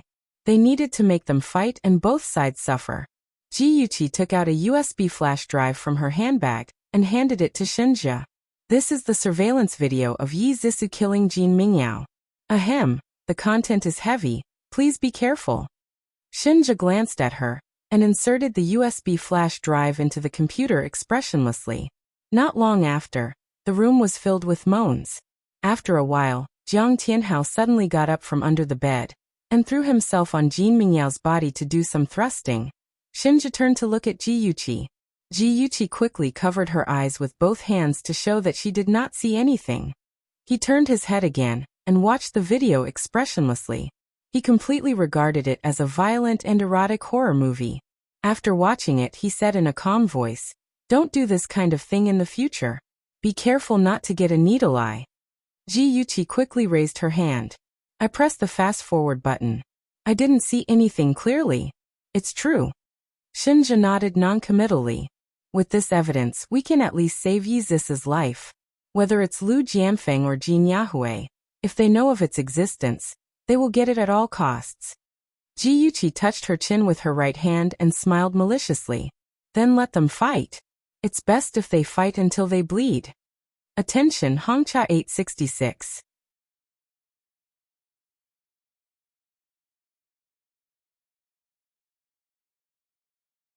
Chapter 9:15. Just as the police were extorting a confession from Yi Zissou, the situation suddenly took a turn. Someone anonymously called the TV station and said that he lived in the building opposite the hotel and saw the incident with his binoculars. Yi Zhisu was actually knocked out by Jiang Tianhao, and then raped by Jin Mingyao. After that, Jiang Tianhao raped Jin Mingyao. This statement was simply too shocking. Even if the TV station was ordered by the higher-ups to not broadcast any news that went against Jin Mingyao's reputation, there were still a few bold people who spread this shocking news on the internet. The power of the netizens was very strong. In just one night, this news was pushed to the headlines. Many netizens stood up to support Yi Zhisu and believed that she was indeed raped and killed because of excessive self-defense. There were also people who revealed that Jin Mingyao was a womanizer and had improper relationships with many women. They even said that he had once raped an underage prostitute. There were even people who questioned why the mainstream media did not objectively report the murder case, and instead stood on Jin Mingyao's side. That person sharply pointed out that there was only one answer, and that was Jin Mingyao's father, Jin Yahue, who was manipulating things behind the scenes. Jin Yahue abused his power for personal gain, and was unworthy of the title, public servant. As the matter blew up, Jin Yahue was pushed into the limelight. On the other hand, Yi Zhisu's backer, Lu Jianfeng, remained silent and almost made people forget about his existence. Chen Tingfang looked at the heated discussion on the internet and said uneasily, "Cousin, is this really going to work?" The mainstream media still did not speak up for Zhisu. Will Jin Yahue continue to suppress news that is unfavorable to Jin Mingyao? Lu Jianfeng said in a deep voice, "Of course, this is not enough. Next, I will take out evidence of Jin Yahue abusing his power for personal gain and bending the law for personal gain. I will let the higher-ups notice him and investigate his background. Let's see how long he can be arrogant." Having been in the officialdom for many years, Lu Jianfeng naturally had some connections. He went around collecting evidence of Jin Yahue's crimes, wanting to pull him down. This way, Jin Yahue would no longer be able to interfere with Zhisu's case. Although the method was a little roundabout, it was the most effective. Recently, Jin Yahue had been overwhelmed by the news on the internet. He guessed that someone was adding fuel to the fire behind the scenes, trying to oust him from his position. However, he couldn't back down. If he backed down, his dead son would have to bear the infamy. He had to make Yi Zhisu pay for his son's life. He asked his subordinates to contact all the major websites and asked them to quickly delete those unfavorable comments about him. He also called his former leaders to explain the whole story and said that he was absolutely innocent to gain their support. Just as he was getting tired of dealing with them, he received a mysterious email. The content of the email was very brief. "I'm an eyewitness. I know the whole truth." Jin Yahue's expression changed and he immediately replied, "Why should I believe you?" About 10 minutes later, the other party sent an email with no content, only a video. He clicked on the video. The playback wasn't smooth, and it was very choppy. However, he could clearly see that it was indeed his son raping Yi Zhisu. Halfway through the video, a man suddenly popped out from under the bed. At this moment, he suddenly heard a click, and the video turned pitch black. No matter what he did, he couldn't continue playing the video. What happened after that? Jin Yahue's mind was full of questions. Even though he knew that the other party was deliberately baiting him, he still replied, "Who are you? What's your motive?" This time, the other party replied very quickly, "It's very simple. I want you to let Yi Zhisu off." Jin Yahue frowned and his mind raced. If the other party wanted to let Yi Zhisu off, then he must be someone who knew Yi Zhisu. Ji Bowen was just a businessman and Yi Zhisu was his stepdaughter. He wouldn't go to such lengths for her. Could it be Yi Zhisu's uncle Lu Jianfeng? Jin Yahue connected the dots and thought about it seriously. Suddenly, everything became clear. According to the gossip from his colleagues, Lu Jianfeng was about to be sent to Ying City. That meant that he had a reason to target him. Firstly, he wanted to save Yi Zhisu. Secondly, he wanted to pave the way for him to come to Ying City and get rid of him. He gritted his teeth and replied, "Are you the one who targeted me on the internet?" After waiting for nearly half an hour, the other party slowly replied with 2 words, "No. No. Of course not. It must have been him." Jin Yahue had already assumed that the person on the other end of the computer was Lu Jianfeng. He quickly typed, "Change your condition. I can give you anything you want." The other party replied, "Haha, it seems like you don't have the sincerity to negotiate with me. Then let this video go viral. Aren't you curious about what happened after the video?" What happened after the video? Could it be that the rumors on the internet were true? That Jiang Tianhao had raped his son? That was simply unbelievable. However, if that was the case and the video was leaked, his son would die without dignity. How could he, as an official, show his face? Jin Yahui's face was ashen. He hesitated for a long time before replying, "Let me think about it." The other party replied quickly, "Okay, 2 days. After 2 days, I will let you and your son's reputation fall to rock bottom. Lu Jianfeng, you and I are irreconcilable." Jin Yahui was furious. He slammed his palm on the table, causing the cup on the table to fall to the ground and shatter into pieces. What Jin Yahui didn't know was that when he opened the other party's email, the complete video of the rape had been injected into his computer by a virus and stored on the E-drive. On the other side, Chen Tingfang also received an email. There was also an incomplete video in the email. The person who sent the email wrote, "I found this video when I was helping someone repair their computer. I was shocked at the time, so I secretly saved it. Unfortunately, the video was injected with a virus. Halfway through the video, it will be automatically destroyed. Even I can't restore it. After I found out the truth, I was very hesitant. I didn't know if I should stand up for you. However, when I thought of an innocent woman being raped, falsely accused, and even sentenced to death, my conscience was condemned. I couldn't stay silent anymore, so I sent the video to you. I hope you can help Miss Yi." Chen Tingfang's body trembled as she watched the video. She watched her daughter being humiliated with her own eyes, but she couldn't do anything to save her. Her heart ached like it was being stabbed by a knife. Her fingers trembled as she replied to the email. "I am very grateful that you sent this evidence to me. May I ask, who did you see it when you were helping repair their computer?" She waited until the evening before the person replied. "That person is too powerful. I don't dare to be his enemy. I'm just an ordinary citizen. This is all I can do. I'm sorry." "It doesn't matter. I'm still very grateful to you." Chen Tingfang's whole body leaned on the soft chair. Her eyes stared blankly at the computer screen. In her heart, she already had the answer. It must be Jin Yahui. After Lu Jianfeng learned about this matter, he said decisively. Chen Tingfang looked tired. "I guessed it was him. If the evidence is in his hands, then it will be troublesome. He will definitely destroy it." Lu Jianfeng's face was calm. His fingers gently tapped the back of the chair and said, "Even if there is only a glimmer of hope, we can't give up." Chen Tingfang hurriedly asked, "Cousin, do you have any good ideas?" "I know a very powerful hacker. Let him hack into Jin Yahui's computer and see if he can find the complete video." Lu Jianfeng frowned slightly. Actually, there was another way, and that was to hack into Jin Yahui's home to look for possible evidence. However, the risk was too great.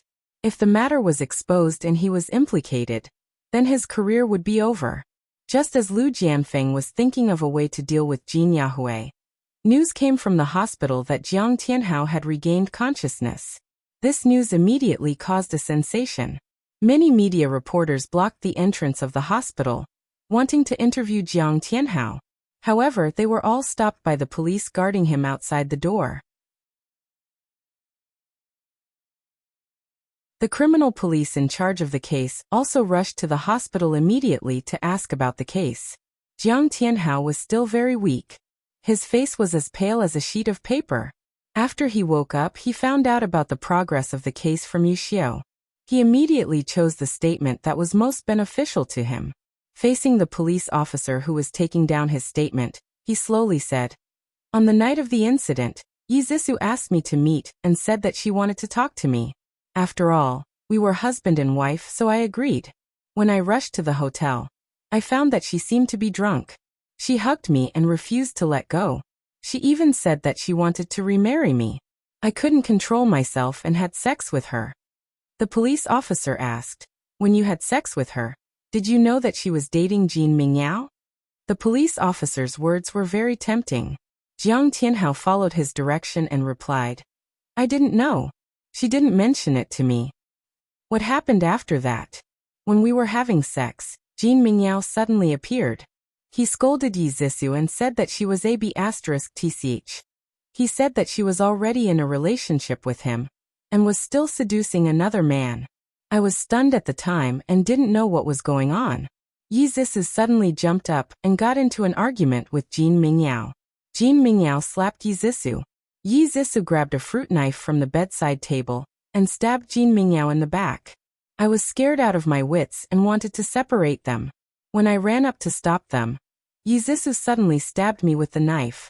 After that, I fainted. Did you see Yi Zixu kill Jin Mingyao with your own eyes? I saw her stab him many times, but I wasn't sure if he was still breathing because at that time, I was already unconscious.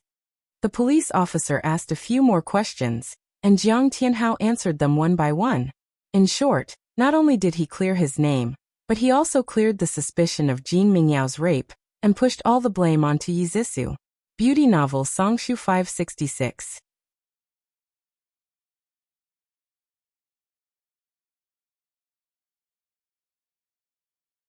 Chapter 916. With Jiang Tianhao's testimony, Jin Yahui heaved a sigh of relief. But at the same time he was worried about the video. If the video were to be leaked, all his efforts would have been in vain. Did he really have to let Yi Zixu go?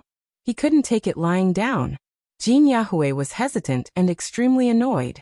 Lu Jianfeng had already bribed a hacker to hack into Jin Yahui's computer. Sure enough, he found the video on his computer, as well as some evidence of his corruption. Lu Jianfeng was extremely excited. He sorted out the evidence he had collected, wrote a report letter, and mailed it to the relevant department anonymously. Also, he asked Chen Tingfang to contact Jin Yahui directly and threaten him with the video to let Yi Zixu go. Over the phone, Chen Tingfang went straight to the point. Mr. Jin, we all know the truth about my daughter killing your son. I don't want to blow things up, so I'm giving you one last chance. Let my daughter go. Otherwise, I don't mind fighting to the death. Jin Yahui said coldly, so it was you who used the email to threaten me. If I listen to your arrangements and let Yi Zixu go, what if you go back on your words and spread the video, ruining my son's reputation? Chen Tingfang didn't understand what he meant by his first sentence, but when she heard what he said next, she couldn't help but sneer. Mr. Jin, are you joking? Even if my daughter was overly defensive, she still killed someone. She'll be in jail for at least a few years. You're so resourceful that it's easy for you to make her die quietly in jail. Since my daughter is in your hands, how would I dare to act rashly and spread the video? So not only could the video be used to threaten Jin Yahui, it was also Zixu's amulet. Chen Tingfang had to make good use of it. Jin Yahui gritted his teeth and said with a sullen face, You're right. If you dare to go back on your words, I won't let you off. Don't worry, I'm not that stupid. My daughter is still suffering in the detention center. I want you to clear her name as soon as possible. I'll deal with it as soon as possible. Remember your promise. In the end, Jin Yahui compromised. However, he was a petty person, so he had already thought of a way to take revenge on Lu Jianfeng. For the past few days, the people of Ying City saw the news of Yi Zixu killing people when they opened their eyes. When they closed their eyes, they still heard the same news. However, the content had changed drastically. Jiang Tianhao finally admitted that in order to bribe Jin Mingyao, he had deliberately sent Yi Zixu to Jin Mingyao's room. Furthermore, he had personally witnessed Jin Mingyao sexually assaulting Yi Zixu. Afterwards, Yi Zixu had fought back and over-defended herself, killing Jin Mingyao and injuring him. Yu Xiu couldn't even raise her head. She didn't even dare to step out of her house. Yi Zixu was finally released from the little black room. The dark interrogation and 7 days of torture had caused her body to become thin and haggard. She was like a withered rose, completely devoid of life. When Chen Tingfang saw Yi Zixu in the reception room, she almost couldn't recognize her. She was sitting in front of the thick glass in a daze like a puppet. Her pale face still had scars that hadn't healed. It was obvious that she had been violently treated in the detention center. Chen Tingfang's heart ached so much that tears streamed down her face. After calling her name a few times, she finally looked up at Chen Tingfang and called out in a daze, "Mom!" Chen Tingfang's tears fell even more fiercely. She reached out her hand and pressed it against the glass. She forced out an ugly smile to comfort her. "Zissou, don't be afraid. You'll be fine. Mom and Uncle are trying to think of a way for you." Yi Zissou saw a familiar yet unfamiliar face through the glass. That face was covered in tears, and she was crying so sadly. When she was being tortured in the little black room, every time she couldn't hold on, she would think of her mother. She would think of her mother's promise that she would get her out. She would then muster up her courage again. Yi Zissou didn't dare to recall those dark days. She slowly reached out her right hand and pressed it against Chen Tingfang's hand. She said in tears, "Mom, I'm sorry. I was wrong in the past. I won't go against you again. Mom, I love you." Chen Tingfang burst into tears. "Zissou, Mom loves you too. You'll be fine. You must hold on. Mom, don't cry."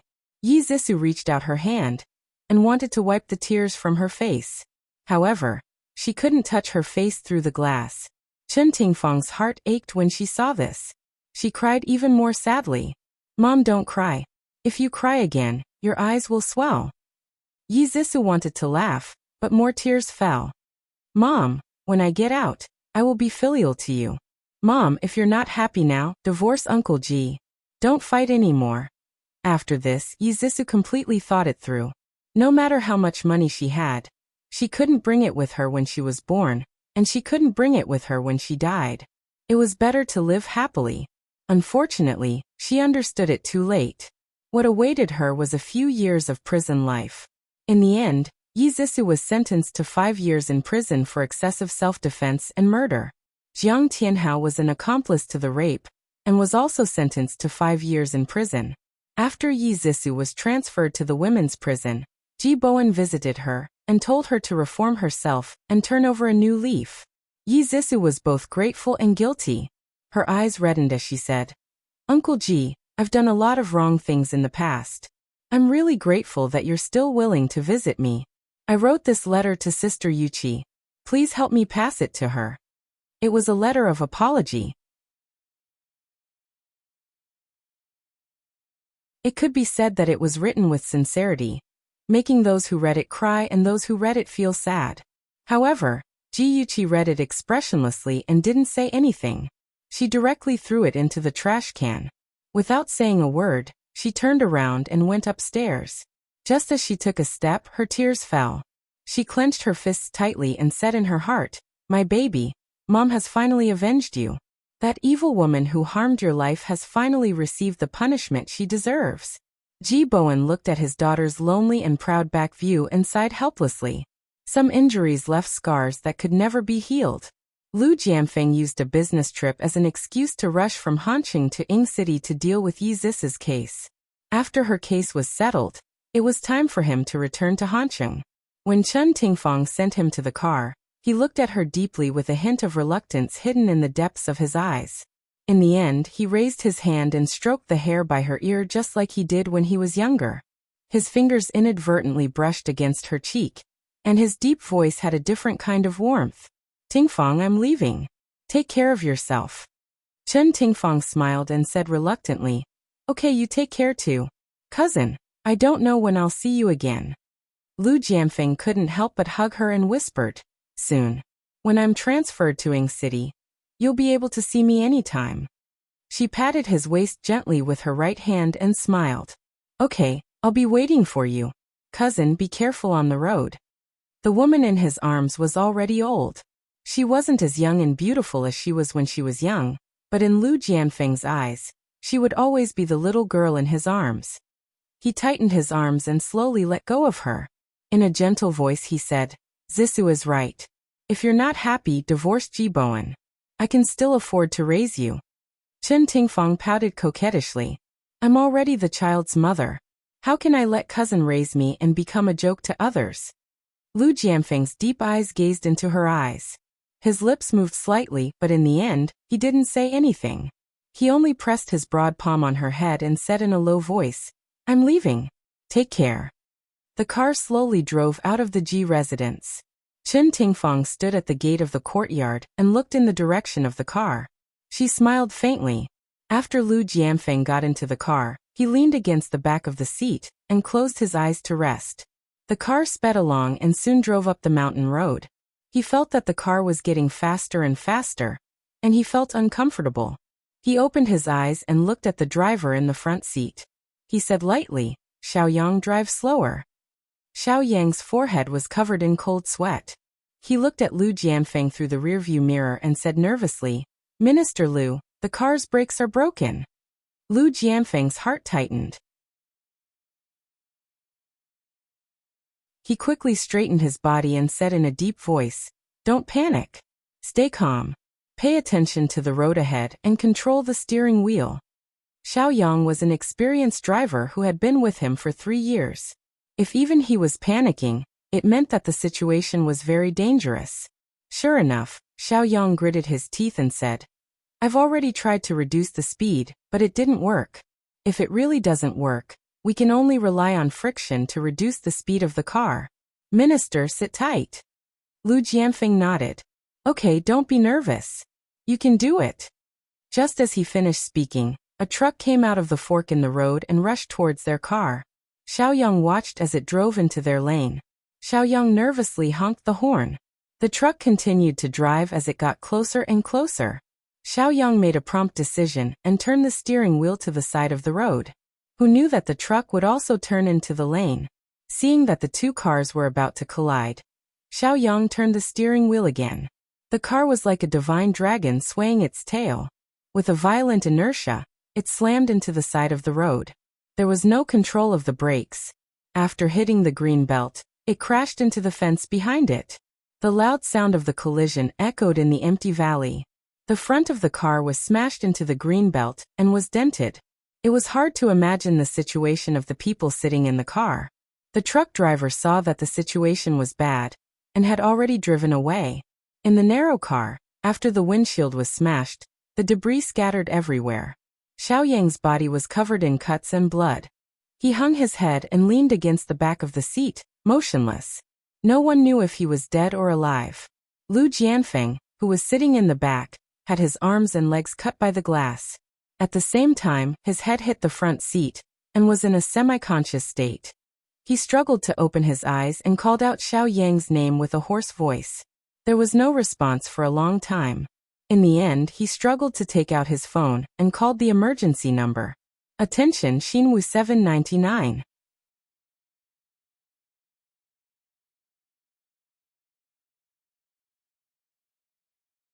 Chapter 917. Director Jean, I've already gotten someone to do what you've instructed.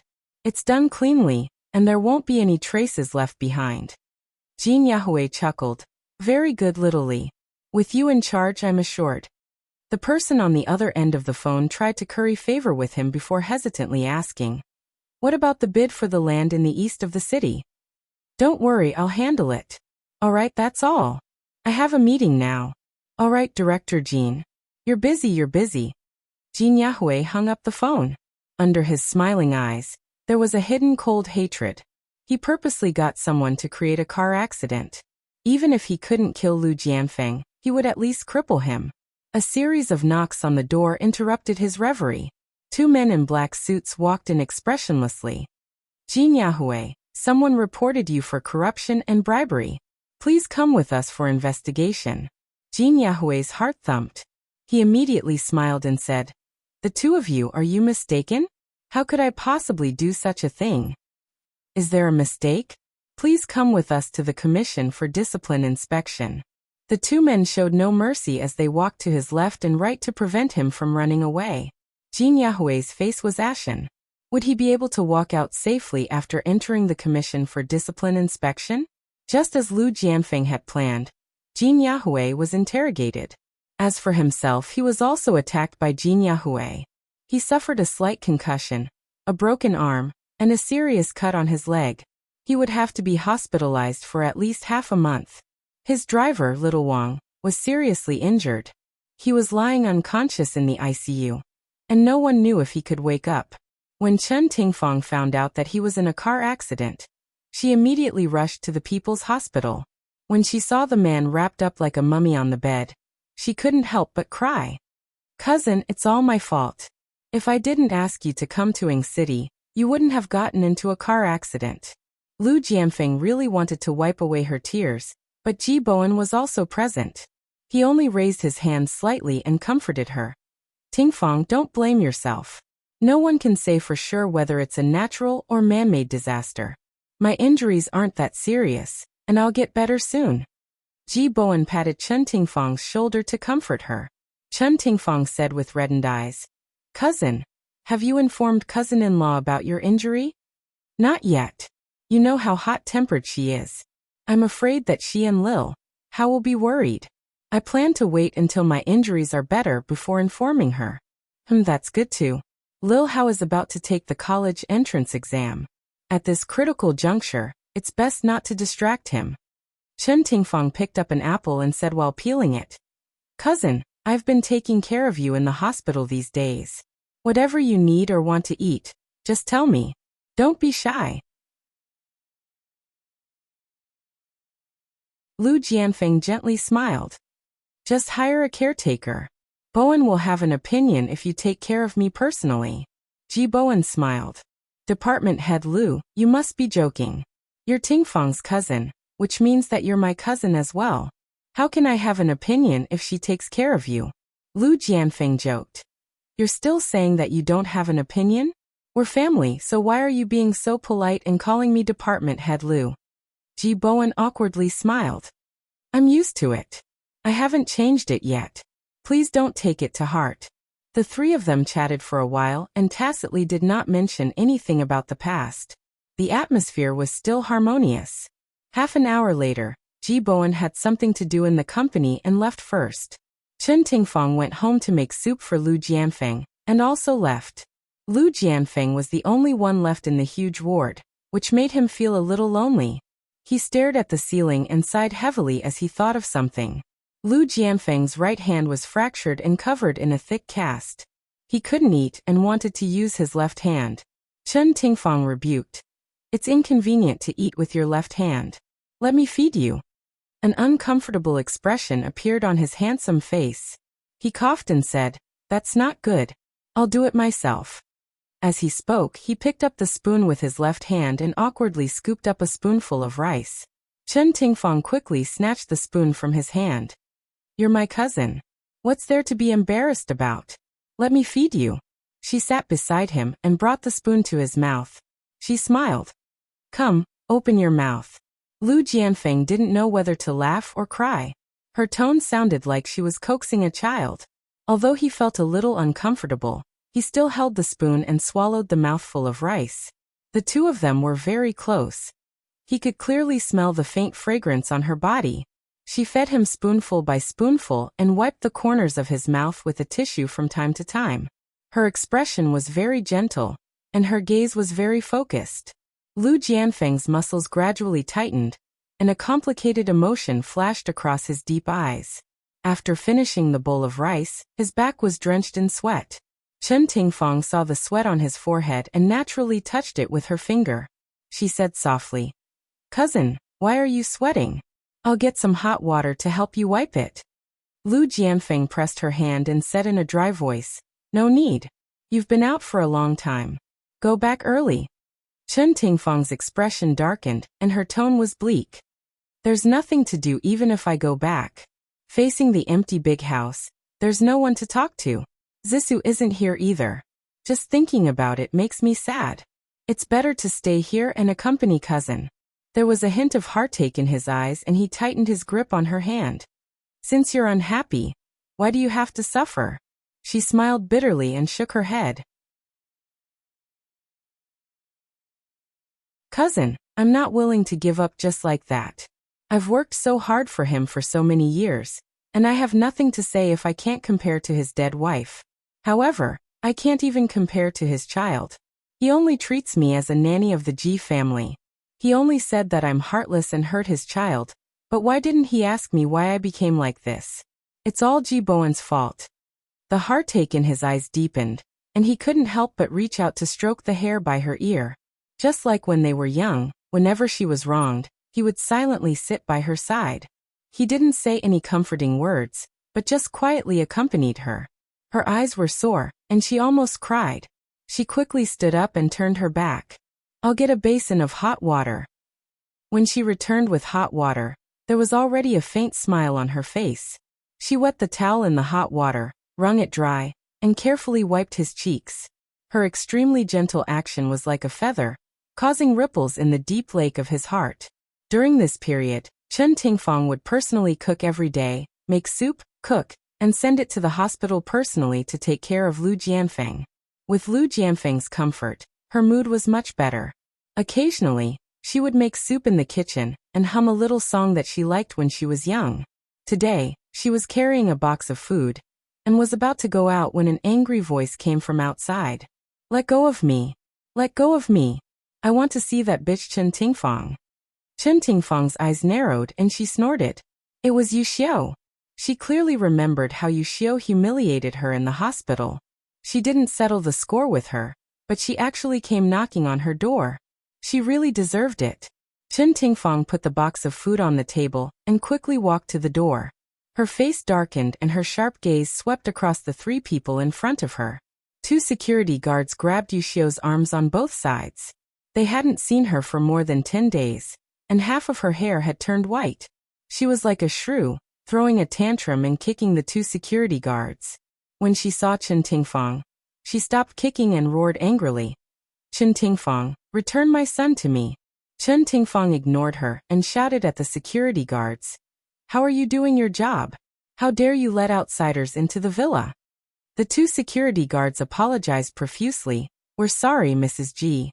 This woman broke in when we weren't paying attention. We'll take her away immediately."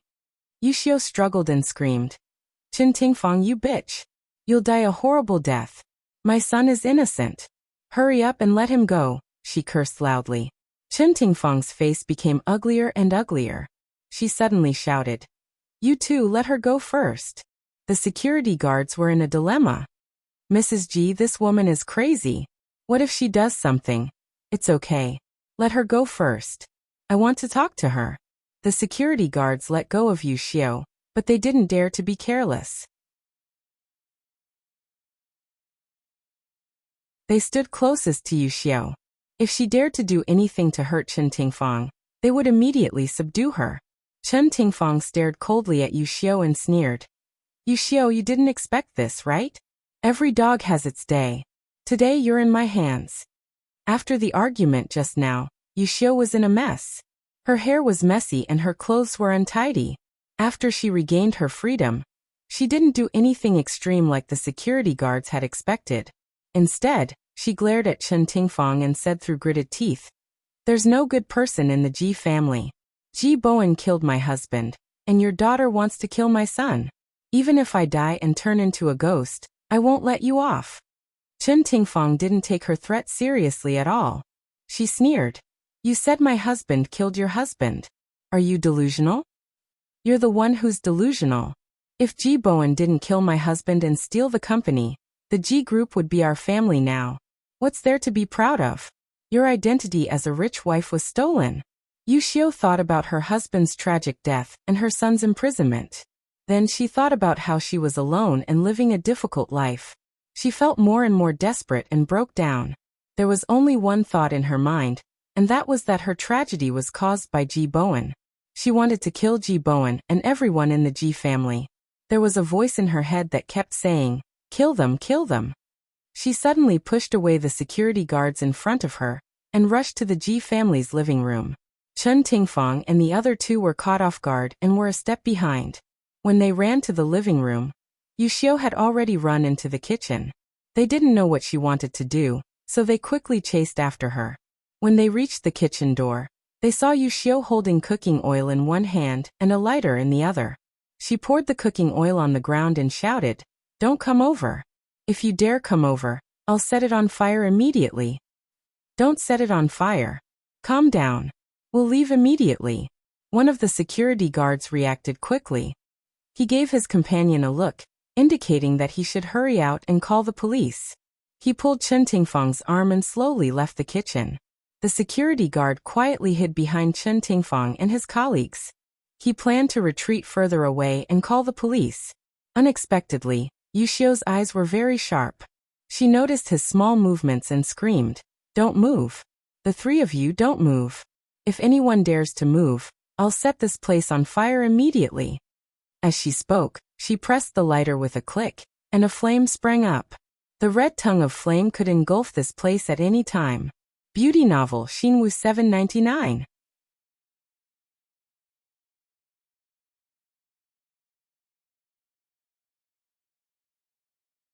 Chapter 918. Chen Tingfang reached out and comforted her nervously. "Don't move, don't move. We won't move. Ms. Yu, please calm down. Put down the lighter. If there's anything, let's sit down and talk."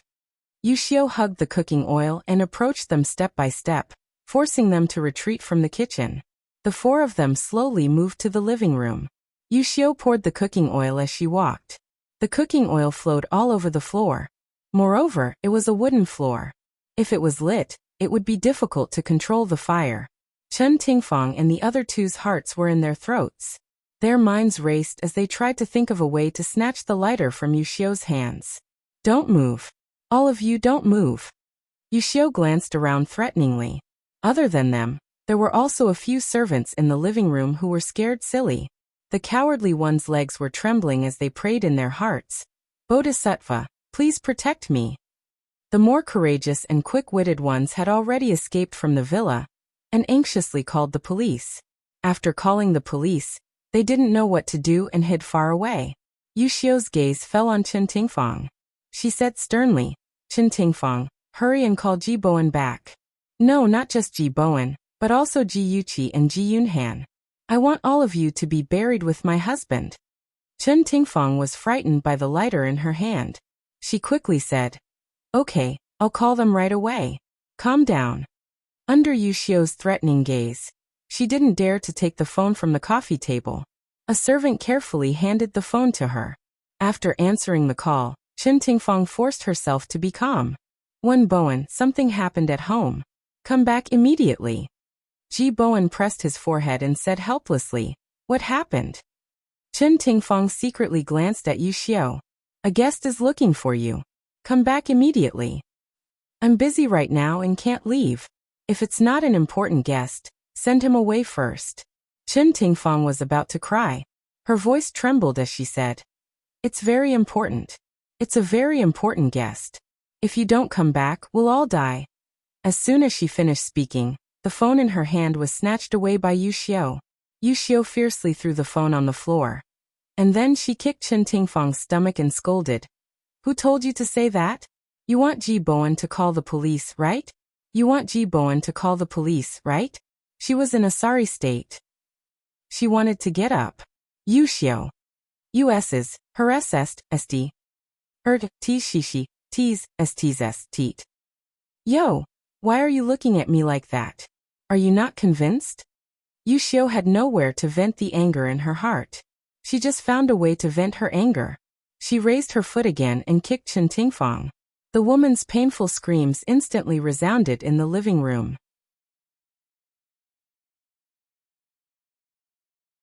The others present were worried that they would agitate Yuxiu, so no one dared to say anything. Poor Chen Tingfang could only endure her punches and kicks. As for Ji Bowen, he heard the sound of things being smashed coming from the phone, and a woman's angry scolding. He had a bad premonition. He didn't care about the company's affairs and ordered the driver to drive home as fast as possible. Ji Yuqi didn't have classes in the afternoon, so she went home early. Just as she was about to enter the villa, she received a call from Xiao Rou. Xiao Rou sounded very anxious. "Yuqi, no matter where you are, don't come home." Jiang Tianhao's mother ran to the villa to cause trouble.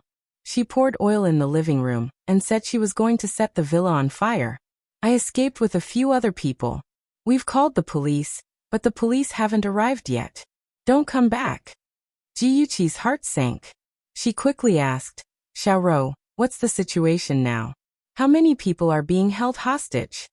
Xiao Rou was so anxious that she was about to cry. "Yuxiu seems to be beating Chen Tingfang. I heard Chen Tingfang's screams coming from inside. Other than her, there are 2 security guards and 4 servants. Okay, I got it. Don't worry. Find a safe place and gather the people who escaped. Let's all hide. After saying that, she immediately hung up. She opened the glove compartment and rummaged around inside. She took out a small cloth bag. After opening the bag, she saw rows of silver needles neatly arranged. These silver needles were given to her by Zhao Yao when she was practicing martial arts and learning the acupuncture points of the human body. She didn't expect that they would come in handy today. Jiyuqi parked the car outside the villa and sneaked into the courtyard. Xiaoro was hiding in the garden. When she saw her, she anxiously grabbed her hand and whispered, "Yuqi, don't go in. It's too dangerous." Jiyuqi whispered, "Don't worry, I'm confident that nothing will happen. Chen Tingfang aside, there are still many innocent people inside. I can't just watch them get into trouble." After saying that, she patted Xiaoro's hand and walked towards the backyard with determination. First, she turned off the alarm to avoid triggering it and agitating Yu Xiao. She couldn't go through the front door. She climbed the ladder to the balcony on the 2nd floor. Then, she entered her room from the balcony. She took off her shoes and casually picked up an antique vase. She quietly walked down the stairs step by step. A few people were standing facing the stairs. The moment they saw her, they couldn't help but widen their eyes. She smiled and put her index finger to her lips, signaling them not to scream. Yu Xiao's back was facing the stairs, so she didn't see Jiyuqi. She was still kicking Chen Tingfang. Even though she was panting from exhaustion, she still hugged the bucket of cooking oil tightly and held the lit lighter tightly. The more quick-witted security guard also saw Jiyuqi appear. Jiyuqi signaled him to look at the lighter in Yu Xiao's hand. He blinked in understanding and suddenly said, "Ms. Jiyuqi, the lighter in your hand seems to be running out of oil." When Yu Xiao heard this, she immediately stopped beating people and instinctively looked at the lighter in her hand. Sure enough, after burning for a long time, there wasn't much oil left. She didn't know if it could last until Ji Bowen returned. She hesitated whether she should turn off the lighter to save oil. However, if she turned it off, she was worried that others would pounce on her and snatch it away. After thinking for a moment, she finally thought of a good idea. She would drench everyone with oil. If they dared to come close to her, she would immediately light up the lighter and throw it at them. Yu Xiao pointed in a direction and shouted, "All of you, stand over there in a row." Those people stood in a row in fear, not knowing what she was going to do. In the next second, they understood. Yu Xiao splashed the cooking oil on them like water and threatened sternly, "If any of you dare to come close to me, I will immediately light up the lighter and throw it at you. Do you understand?" No one dared to resist and nodded submissively. Yu Xiao was very satisfied and finally turned off the lighter. The moment the flame disappeared, Jiyuqi quickly raised her hand, and a thin silver needle flew towards Yu Xiao's right wrist. The needle pierced the acupuncture point and her entire arm went numb. Her fingers trembled, and the lighter fell to the ground with a clang. Yu Xiao sensed that something was wrong and quickly bent down to pick up the lighter. The others were too far away, and it was too late for them to snatch it. Jiyuqi was already prepared. She picked up the antique vase and threw it in Yu Xiao's direction. The vase hit the back of her head and her body swayed before she fell to the ground. Although her vision turned black, she didn't give up and used her hand to rub the floor, trying to pick up the lighter. Jiyuqi took advantage of the moment she fell to the ground and quickly ran to the living room and kicked the lighter to the living room door. The lighter rolled to Ji Bowen's feet. When Ji Bowen saw the scene in front of him, his heart almost stopped beating. His legs couldn't exert any strength, and he kicked the lighter out of the door twice. The lighter flew into the bushes by the side of the road. Immediately after, a group of police officers rushed in. Outside the courtyard, there was a fire engine and an ambulance. Jiyuqi quietly pulled out the silver needle from Yu Xiao's wrist and put it in her pocket. She smiled brightly at Ji Bowen. "Dad, don't worry. I'm fine." Ji Bowen's expression was ugly. He was silent and walked straight to Jiyuqi. His heavy eyes stared at her. Worry, fear, heartache, blame, all kinds of complicated emotions intertwined in his eyes. However, due to the presence of outsiders, he couldn't say what he wanted to say. When the policemen saw the situation in front of them, they were all stunned. Ji smiled and said, "Officers, the criminal has been subdued. I'll have to trouble you to bring her to the police station." The leading police officer came back to his senses and hurriedly said, "Okay, no problem. Little girl, were you the one who subdued her?" Ji smiled mischievously. "Thank you for the compliment, but it was all thanks to the help of that antique vase." The police officer gave a thumbs up. "You're very brave." When Wuxia was arrested, she kept shouting that Ji Bowen had killed her husband, and that the police should arrest Ji Bowen as well. However, no one paid attention to her, and directly sent her to the police car. Chen Tingfang was beaten up by Wuxia, and had already fainted. 2 medical staff carried her into the ambulance. Ji Bowen and Ji also got into the ambulance, and accompanied them to the hospital. In the car, the atmosphere was heavy. The medical staff gave Chen Tingfang emergency treatment for her wounds. Although Ji Bowen hated Chen Tingfang, he was also worried about her injuries. The father and daughter were silent for a moment. When they were about to reach the hospital, Ji Bowen looked at Ji and said with a straight face, "If something like this happens again in the future, you're not allowed to rush in recklessly. What if an accident happens?" Ji shamelessly moved to his side and said softly, "Dad, I know I was wrong. I won't dare to do it again." Ji Bowen said impatiently, "You're always so disobedient. You say you understand, but the next time something like this happens, you'll definitely rush in again." How would his daughter know? When he saw her knocking Wuxia to the ground and snatching the lighter, his heart almost jumped out of his chest. Ji knew that she couldn't get away with it. She said carefully, "Dad, actually I've practiced martial arts with Grandpa Zhao Yao. So when I was dealing with Wuxia, I was 100% confident that I wouldn't be in danger. Dad, I can't just watch her set the fire. There are so many innocent people in there. I can't just watch her threaten you." If Ji didn't snatch the lighter and subdue Wuxia, after Ji returned home, Wuxia would definitely set the house on fire and burn everyone to death. Ji Bowen was silent for a long time. Finally he sighed heavily and said, "Dad is very happy to see you so brave. However, I'm more worried. You're my daughter. You're the pride of me and your mother. We want to see you safe and happy. Do you understand?" Beauty novel Xinwu 799.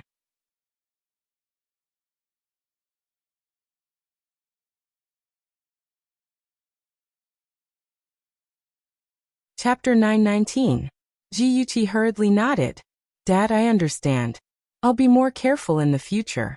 I won't let myself get hurt." Ji Bowen's expression softened a little. He rubbed her hair and said gently, "When did you learn martial arts?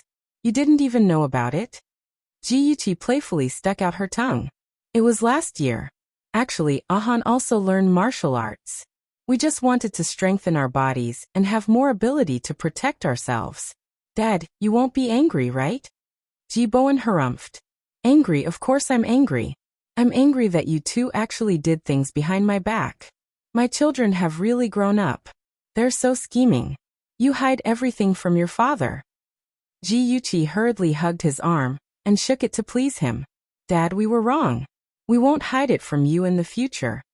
Ji Bowen wasn't really angry. He was just teasing her. Seeing her eagerness to please him, he couldn't help but laugh. All right. You're already a big girl.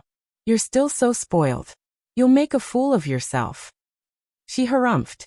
"Even if I become an old woman, I'll still be a child in Dad's heart. I want to act spoiled with Dad." He tapped her forehead with his finger and scolded in a joking manner, "Naughty girl." Chen Tingfang was sent to the city's People's Hospital, which was the hospital where Lu Jianfeng was staying. After Lu Jianfeng received the news, he dragged his injured leg and anxiously rushed to Chen Tingfang's ward. He didn't even look at Ji Bowen and his daughter. He rushed to the doctor and asked anxiously, "Doctor, how's her condition? Are her injuries serious?" "The patient has multiple soft tissue injuries. Fortunately, her injuries aren't serious. She'll recover in about half a month." Lu Jianfeng glanced at the unconscious Chen Tingfang. His brows furrowed tightly and his tone was hurried. "Since her injuries aren't serious, why hasn't she woken up yet?" Have you checked her head? The doctor said helplessly. We've already checked her head. There aren't any injuries. Please don't worry. The patient will wake up in a few hours at most. What about the other areas? Have you checked them all? Of course her injuries aren't serious. Please don't worry. Lu Jianfeng repeatedly asked the doctor to confirm that Chen Tingfang was indeed fine before he let the doctor go. After the doctor left, he immediately vented his anger on Ji Bowen and said with a livid face, How did you take care of Tingfang? How did she get hurt so badly? Ji Yuqi really wanted to roll her eyes. This was clearly an accident. Yet Lu Jianfeng was blaming her father. If he wasn't looking for trouble, then what was? Ji Bowen didn't look too good either. He said slowly. Yu Xiu barged into the house and held Tingfang hostage. The injuries on her body were also caused by Yu Xiu. Lu Jianfeng said coldly. Is your Ji family's security system just for show? You actually let someone barge into the house. Ji Bowen's face was extremely ugly after being lectured by an outsider in front of his daughter. He clenched his fists and was about to say something when Ji Yuqi stood up. She raised her chin and said righteously, Uncle Lu, you've gone too far. I know that you're worried about Auntie Chen because of her injuries, but please don't take out your anger on my father. It was indeed the security system's negligence to let Yu Xiu barge into the house. However, I've asked the security guards and they said that they had already subdued Yu Xiu and were going to chase her out of the courtyard. It was Auntie Chen who ordered them to let go of Yu Xiu, which caused her to barge into the villa. Auntie Chen is injured, so she should also bear a part of the responsibility. She shouldn't push all the blame onto my father. Don't you think so, Uncle Lu? Her words were clear, and the main points were clear. Even the furious Lu Jianfeng had to admit that what she said made sense. However, he obviously couldn't swallow his pride and admit his mistake. Instead, he sternly asked, Do you have the right to interrupt when your elders are talking? Ji Yuqi smiled faintly and said indifferently, If the term elder means that you can't differentiate right from wrong, good from evil, then I really don't agree. Those light words slapped Lu Jianfeng hard in the face. He had heard from Tingfang that Ji Bowen's daughter had a sharp tongue and wasn't easy to get along with. He didn't take it to heart, but now he realized that she wasn't simple. He hated her even more. Lu Jianfeng's deep black eyes stared fixedly at Ji Yuqi. She smiled faintly and calmly welcomed him. The two of them were in a deadlock. Ji Bowen coughed and pretended to reprimand her. Chi-Chi, how can you speak to Uncle Lu like that? Don't you have classes in the afternoon? Hurry up and go to school. Ji Yuqi knew that her father was looking for a way out for Lu Jianfeng. She shrugged and sweetly said, Okay, I got it. Dad, I'll go to school then. Uncle Lu, I'll take my leave first. Bye-bye. Lu Jianfeng's face darkened and he nodded. After Ji Yuqi left, the atmosphere in the room froze again. Lu Jianfeng moved his legs and sat on the chair in front of the bed. He seemed to be waiting there for Chen Tingfang to wake up. Ji Bowen couldn't chase him away, so he helplessly frowned. While Chen Tingfang was recuperating, Yu Xiu was locked up in the detention center. She admitted to trespassing and kidnapping. At the same time, she proposed to sue Ji Bowen for causing her husband's death. However, because the statute of limitations had expired, the court didn't accept the case. She was clamoring to see Ji Bowen. In the reception room, Ji Bowen and Yu Xiu sat across from each other through a thick glass window. Yu Xiu glared hatefully at the man across the glass and said sternly, Ji Bowen, you're lucky that I didn't burn you to death. Even if I die and become a ghost, I won't let you off.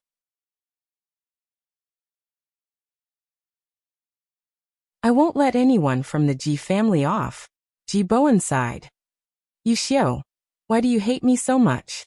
Why do you hate the Ji family so much? Yu Xiu gritted her teeth and said, You're still playing dumb. You stole the company back then and caused Zhen Yao's death. Tianhao and I were forced to live in the countryside and suffered for decades. Now, your stepdaughter caused Tianhao to be sentenced to prison. His life was ruined by the Ji family. Who else would I hate if not you? Let me tell you, Ji Bowen, God is watching. You'll suffer retribution. Ji Bowen stared at her in disbelief. After a while he said, You're saying that I caused Zhen Yao's death? Well, you're still playing dumb. Back then, Zhen Yao started a company with you. In order to monopolize the company, you set him up and chased him out of the company. Later, Zhen Yao tried to start another company. After he failed, he went to look for you and wanted to return to G Group to work. But what about you? Not only did you not help him because of your years of friendship, you even got someone to kill him with a car. Ji Bowen, you're so black-hearted. How can you sleep after so many years? Have you never dreamed of Zhen Yao? Ji Bowen was shocked. He looked at Yu Xiao as if she was crazy. Her wrinkled cheeks were distorted by anger and looked even more terrifying. He was silent for a long time. Then he slowly shook his head and said in a deep voice, I didn't expect you to misunderstand me so deeply. It seems that there are some things that I can't hide from you anymore. After the conversation, Yu Xiao's face was full of tears. Her eyes were lifeless and she muttered, I don't believe you. You must be lying. Looking at her figure being taken away by the prison guards, Ji Bowen sighed heavily. He didn't expect that a well-intentioned lie would cause such an irreversible situation. If he had known, he wouldn't have hidden it for Jiang Zhenyao. Dad, what's wrong? Are you feeling unwell? Ji Yuqi stepped into the living room and found that her father had come home early. He sat on the sofa in silence and didn't look very good. Ji Bowen came back to his senses. He pinched his eyebrows and said in a tired voice, I'm fine. I just remembered some things from the past and felt a little emotional. Ji Yuqi walked behind him and massaged his shoulders. She said softly, Dad, when you visited Yu Xiao in the detention center today, did she say something to you? Last time when she was arrested, she said that you killed her husband. Who is her husband? Is that true? This question had been lingering in her heart for a long time. Today she finally had the chance to ask. Ji Bowen didn't hide it from her. He slowly said, Then we'll have to start from 20 years ago. The story wasn't long, but it was shocking. Ji Yuqi finally understood why Jiang Tianhao in her previous life was so ruthless against the Ji family, against her and Ahan.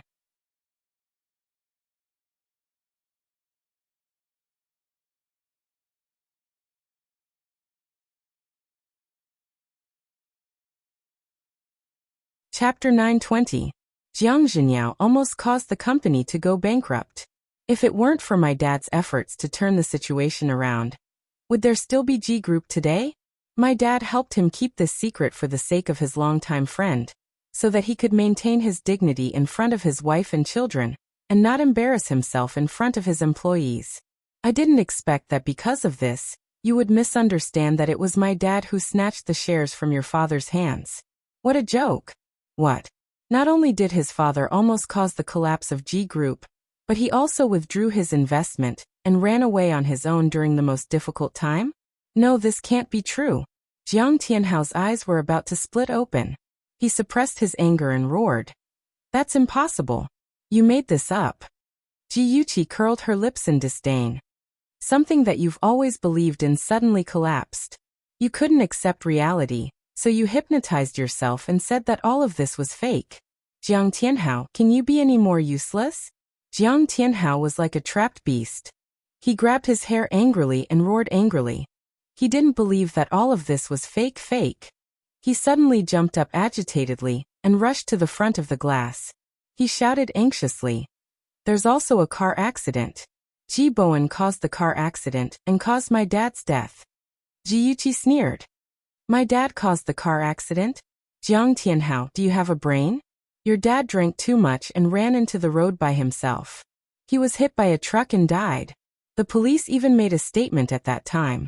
If you don't believe me, we can go to the police station and check the file.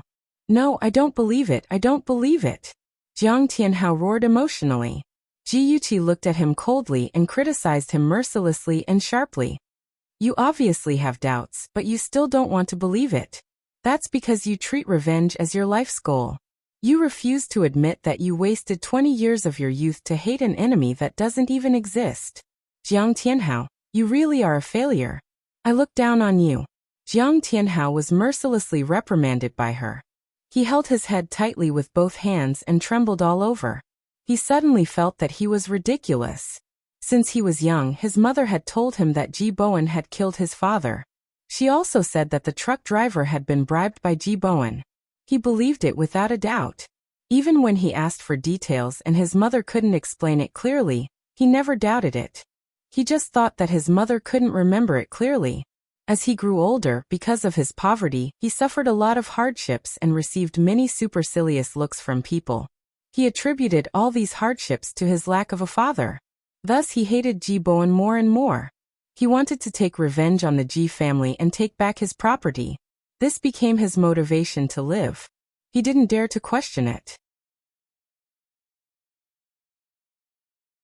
He was afraid that if things weren't as he thought, then what would he rely on to survive? Step by step, he approached Jiyuchi and Yizisu. In his countless acting sessions, he wore all kinds of masks until he forgot his original appearance. When he turned around, he found that he had gained nothing but scars all over his body. Even his one and only love had long been buried by his own hands. Hot tears flowed from the corners of his eyes. They fell onto his pants and quickly seeped into the fabric. After a long silence, he slowly raised his head. His deep-set eyes were red as he stared deeply at Jiyuchi. "Yuchi, have you ever loved me?" Jiyuchi's eyes narrowed slightly. She suddenly remembered the time when she fell off the cliff in her previous life. Her fingers clung onto the railing as her body hung in midair. She asked him in despair why he wanted to harm her when she clearly loved him so much. At that time, he looked down at her from above and sneered. "Don't you understand? I've never loved you." Pulling herself out of her memories, Jiyuchi suddenly laughed out loud. She laughed so hard that tears flowed from the corners of her eyes. She slowly stood up and looked down at Jiang Tianhao on the other side of the glass. She sneered and said, "Don't you understand? I've never loved you." This was what he owed her in her previous life. In this life, she was finally returning it to him. Jiang Tianhao's body trembled. He was like an eggplant that had been hit by frost. His face was ashen and lifeless. "You've never loved me? Not even a tiny bit?" His voice sounded as if it came from a broken flute. It was bleak and unpleasant to the ears. She said coldly, "No." "So, you're also acting?" "Yes, since you've never given your heart, what right do you have to ask others to give their heart?" Jiyuchi's cold eyes slid across his cheeks. After throwing down these words, she left behind a proud and cold back view and walked away resolutely. Jiang Tianhao stared at her back view in a daze. After a long time, he said in a low voice, "But I loved you." The fog was confusing. He couldn't see the direction clearly and couldn't see the surroundings clearly.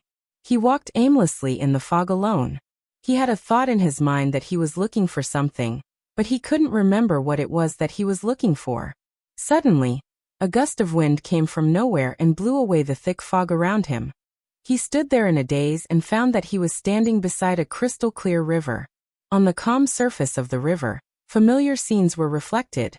On a cold winter day, he pushed her into the lake and rescued her with his own hands.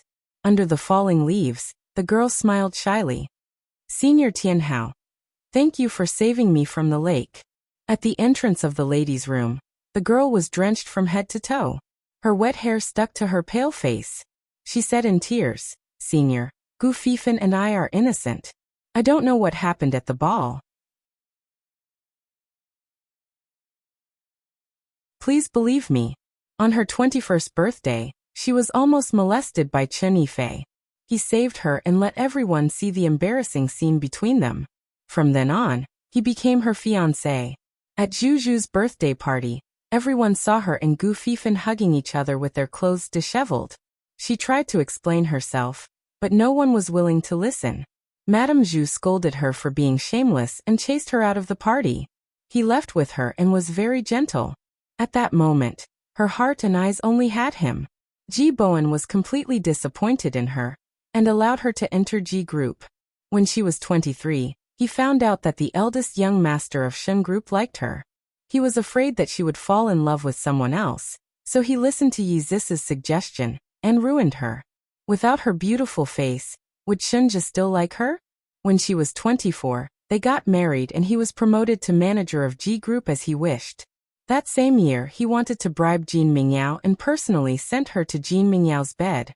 On the first anniversary of their wedding, she transferred 10% of her shares to him. He took over Ji Bowen's position as CEO, and Ji Bowen died in a car accident. On the second anniversary of their wedding, she had lost her value. He and Yi Zixu personally pushed her off the cliff. The moment she fell off the cliff, she screamed like a ghost. Jiang Tianhao, I hate you. You adulterous couple, you'll die a horrible death. The images kept changing real, fake, happy, painful. It was like an old movie that was spread out in front of his eyes. Finally, the calm river suddenly became turbulent. A violent storm swept him into the rolling waves, and a rapidly spinning whirlpool dragged him into the endless darkness. Jiang Tianhao woke up screaming. In the huge prison cell, there was only the sound of the television broadcasting the news. The news said that Ying City had welcomed a new leader, Lu Jianfeng. The host talked nonstop about Lu Jianfeng's past achievements. The prisoner sitting in front of the television complained impatiently. Damn it, it looks like there's only this stupid news. The noisy voices and the voices in the dream kept mixing and separating. Jiang Tianhao held his head uneasily. He didn't know if this was reality or a dream. He didn't even know if he was living in reality or in a dream. Jiang Tianhao went crazy. He was like Xianglin's wife, pulling everyone in the prison cell and repeating the same sentence tirelessly. I'm the CEO of G Group. I'm the CEO of G Group. F***CK, are you crazy? If you're the CEO of G Group, I'm the leader of Ying City. F***CK, crazy man, ignore him. A burly man kicked him away. He was sent flying to the corner of the wall. He curled up in the corner and kept muttering, I'm the CEO of G Group. I'm the CEO of G Group. The prison hired a professional psychiatrist to examine Jiang Tianhao.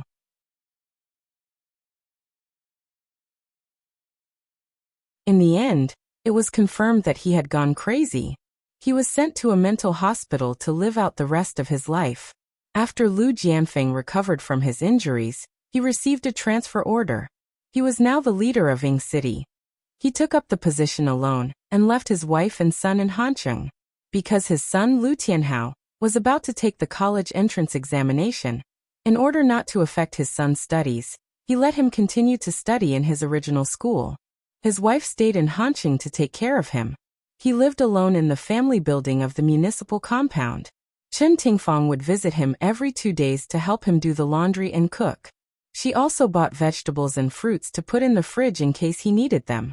Every time this happened, he would sit on the sofa and read the newspaper while Chen Tingfang would be busy in the kitchen. Occasionally, she would poke her head out to talk to him. He had an illusion that the two of them were husband and wife. Just as the word husband and wife appeared in his mind, he immediately pushed it back down. He looked away nervously, afraid that she would discover the secret he had hidden deep in his heart. Cousin, my apron strap has loosened. Help me fasten it. Her smiling voice came from the kitchen. His heart suddenly contracted, and he almost jumped up from the sofa. His fingers suddenly tightened around the newspaper. He took a deep breath and said slowly, Wait, I'll be right there. She stood in front of the kitchen counter with an egg beater in her hand. She quickly stirred the eggs in the bowl. Under the soft light, her side profile was gentle and beautiful. He couldn't help but reach out and move closer to her white cheeks. She suddenly turned around and smiled. Cousin, what are you waiting for? Hurry up and help me fasten my apron. His hand that was in midair stiffly changed its trajectory and slowly slid down to the strap of her apron. His fingers inadvertently touched her waist. Her body trembled and she giggled.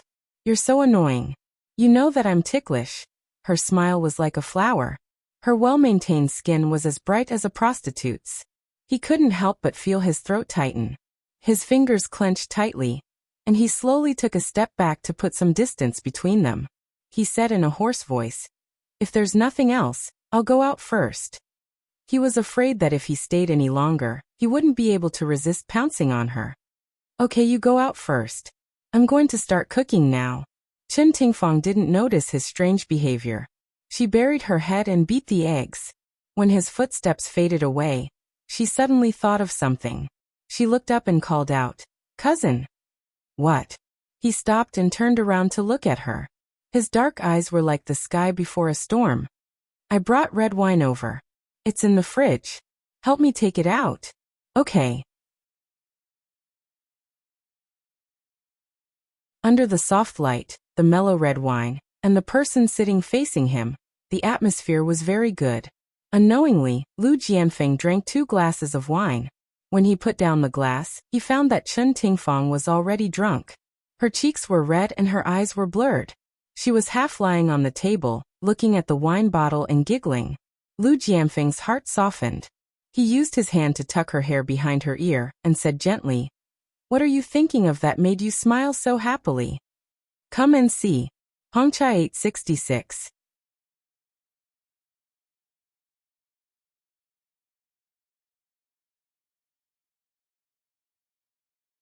Chapter 921. His fingers were cool and comfortable. She rubbed her burning face against his fingers, and he quickly retracted his hand as though he had been electrocuted. His heartbeat quickened. She didn't seem to notice it. She narrowed her eyes and muttered, "We haven't drunk like this in a long time." "Yeah, it's been a long time." He stared at her, and his gaze gradually became heated. He said slowly, "Tingfang." "HM?" She propped her head up and looked at him with a dazed gaze. "Nothing." His throat tightened and he suddenly stood up. "I'm going to the washroom." He quickly walked into the washroom and splashed his face with cold water, trying to extinguish the fire in his heart. However, the water was like gasoline. Not only did it not extinguish the fire, but it also made it burn more fiercely. Her figure also became clearer in his mind.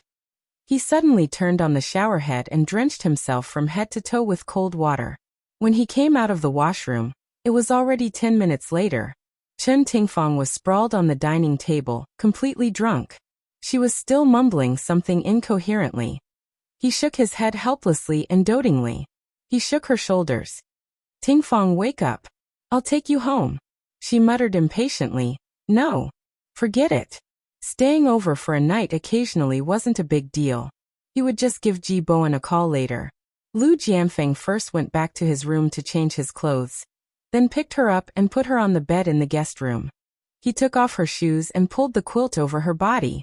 Just as he was about to get up and leave, a hand suddenly grabbed his clothes, and then a soft body pressed against his arm. "Ihan, I missed you so much." "Ihan." She leaned on his arm and sobbed. Lu Jianfeng was angry and jealous. Who was Ihan? She had never mentioned him to him. That man named Ihan was actually hidden deep in her heart. He was going crazy with jealousy. He suddenly grabbed her wrist and asked with an ashen face, "Who is Ihan?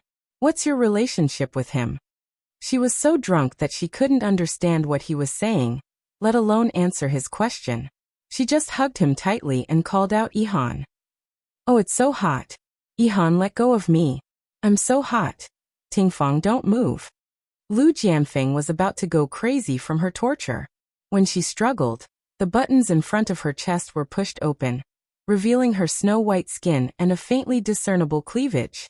The flame in his heart was ignited once again, burning his rationality. "Ihan, I miss you. I want you." Women were like wolves in their 30s and tigers in their 40s. Chen Tingfang had been dry for so long. After being numbed by the alcohol, her body was filled with a strong desire. She was like a seductive vixen as she wrapped herself around his body. Her hands were on his body, and her lips kissed his firm chest. He sucked in a breath of cold air. His whole body was tense, and all his blood was rushing to the top of his head. The beast in his heart was roaring wildly, wanting to suppress her.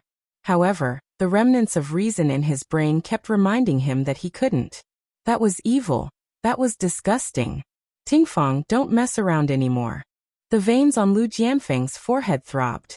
In the end, he held it in. He grabbed her hand and pulled her away from his body. He wrapped her tightly in the blanket and left the room in a sorry state, as if he was fleeing for his life. After the hangover, he had a splitting headache. Chen Tingfang rubbed her forehead and opened the bedroom door. When she saw a man and a woman sitting opposite each other in the living room, she was stunned. She hurriedly tidied up her messy hair and clothes and smiled awkwardly. "Cousin-in-law, when did you come?" Sitting opposite Lu Jianfeng was his wife, Wuxia. She used a tissue to wipe the corners of her eyes. Her eyes were red, and she forced a smile. "I just arrived this morning. When I came, Jianfeng said that you were sleeping, so I didn't wake you up." Chen Tingfang noticed that Wuxia should have cried, and her cousin's expression was very ugly. The atmosphere between them was a little strange. She tactfully said, "I'm really sorry. I slept too late last night and accidentally woke up late. Cousin-in-law, take your time talking. I'll go wash up first." Wu Shuyi nodded. When she entered the bathroom, she turned her gaze and met Lu Jianfeng's eyes again. She said softly, "Jianfeng, what should we do about Tianhao? I'm so scared." She choked on her sobs and tears started to fall again. Lu Jianfeng's brows were tightly knitted. He said in a low voice, "Has it been diagnosed?" She nodded. "I've already asked a specialist to examine it. The diagnosis is acute leukemia. If he doesn't undergo special treatment, he only has half a year to live." At this point, she was already sobbing. She covered her mouth with her right hand and tried her best to control herself. The doctor said that a bone marrow transplant is the best treatment. However, in the bone marrow bank, they couldn't find a bone marrow match for Tianhao. This news was like a bolt from the blue to Lu Jianfeng. His son had been smart and healthy since he was young. How could he have acute leukemia? He really didn't want to believe it. However, the medical report was right in front of him. He had no choice but to believe it. He was silent for a long time. He reached out and put his arm around her shoulder. He said hoarsely, "Shuyi, you go back to Hanqing today and handle the procedures for Tianhao's suspension. I'll go back tomorrow and transfer Tianhao to Ying City's city hospital. Ying City is the provincial capital after all. The medical standards there are better than Hanqing. Moreover, it's easier for me to take care of you and your son." "Okay." Wu Shuyi leaned into his arms and cried softly. Chen Tingfang stood at the bathroom door. The door was opened slightly, and she happened to hear their conversation. Knowing that Lu Tianhao was seriously ill, she also felt terrible. She stood there for a long time until the crying stopped. Then, she pretended that she didn't know anything and walked out with a normal expression. "Cousin-in-law, it's rare for you to come to Ying City. Let's have lunch together." Wu Shuyi's eyes were still a little red, but her emotions had returned to normal. She smiled and said, "I still have something to do. I have to rush back to Hanqing this afternoon. We'll have plenty of chances to have lunch together in the future." Lu Jianfeng glanced at Chen Tingfang and said, "Shuyi, Tingfang is not an outsider. You don't have to hide Lil Hao's illness from her." Chen Tingfang pretended that she didn't know anything. She looked surprised and asked, "What's wrong with Lil Hao?" Wu Shuyi turned her head away. Her eyes were filled with tears again. Lu Jianfeng said slowly, "Lil Hao is sick. He has acute leukemia and needs a bone marrow transplant. I plan to transfer him to Ying City's People's Hospital." "Bone marrow transplant? Have you found a bone marrow match?" "Not yet. But I believe that we will find one. Lil Hao will be fine." "Yes, Lil Hao will be fine. Cousin-in-law, don't worry too much. Everything will be fine." Chen Tingfang sat beside Wu Shuyi and patted the back of her hand. "I hope so." During the prison visit, Chen Tingfang told Yi Zixu about Lu Tianhao's illness. Yi Zixu immediately suggested a blood test to see if her bone marrow was a match with Lu Tianhao's. After all, they were close relatives. Perhaps they could be a match. Soon the prison approved her blood test. Lu Jianfeng, his wife, and Chen Tingfang were all looking forward to the test. They hoped that it would be a match. However, things didn't go according to their wishes. The test results showed that their bone marrow match was less than 5 points. This meant that the success rate of the surgery was very low. Lu Jianfeng didn't dare to let his son take the risk unless it was absolutely necessary. He thought that there would be a way to find a bone marrow match for his son. Wu Shuyi burst into tears. All her relatives and friends had done blood tests. Their bone marrow match with Lil Hao's bone marrow was less than 5%. Lil Hao was still so young. Was there really no hope? Yi Zixu was also very sad. After spending a few months in prison, she clearly understood the value of life. Lil Hao was still so young. She looked at the test report in her hand and sighed dejectedly. "It would be great if I could get my friends to do the test.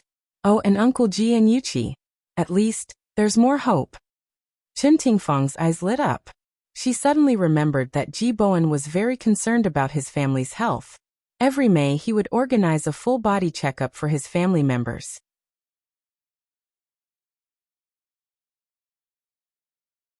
Even the servants of the Ji family had the right to a free checkup. If she persuaded him to do the checkup in advance, it should be fine. That night at dinner, Chen Tingfang said with a smile, "Bowen, I've been feeling tired lately. I plan to do a full-body checkup. Ahan and Yuchi haven't had a checkup in a long time. When are you free? Let's go together." Ji Yuchi looked up at her and said slowly, "Auntie Chen, we used to have a checkup in May. This year, I plan to do it again." Ji Yunhan raised his hand. "I plan to do it in May too. 2 months in advance is nothing. Bowen, you should also have a checkup. During this period of time, your complexion is not very good." Ji Bowen glanced at her and wanted to say that his complexion was not good because too many things had happened at home. After thinking about it, he held back. He wiped the corner of his mouth with a napkin and said, "In that case, let's do the checkup in advance this year. Butler, make an appointment with the hospital. It's best if it's a day off." "Yes, master." Chen Tingfang was very happy that she had achieved her goal. She poured a bowl of soup for Ji Bowen and was very attentive. Ji Yuchi's brows furrowed, but they quickly relaxed. She used the spoon to slowly stir the hot soup in the bowl, trying to guess what she was up to again. What? Vice President Qing had gastric bleeding and was sent to the hospital? Ji Yuchi received a call from her secretary. She was so angry that her face turned green. She took Shenja's hand and walked quickly to the car. She suppressed her anger and said, "Aja, I'm going to the hospital to visit Qingsang.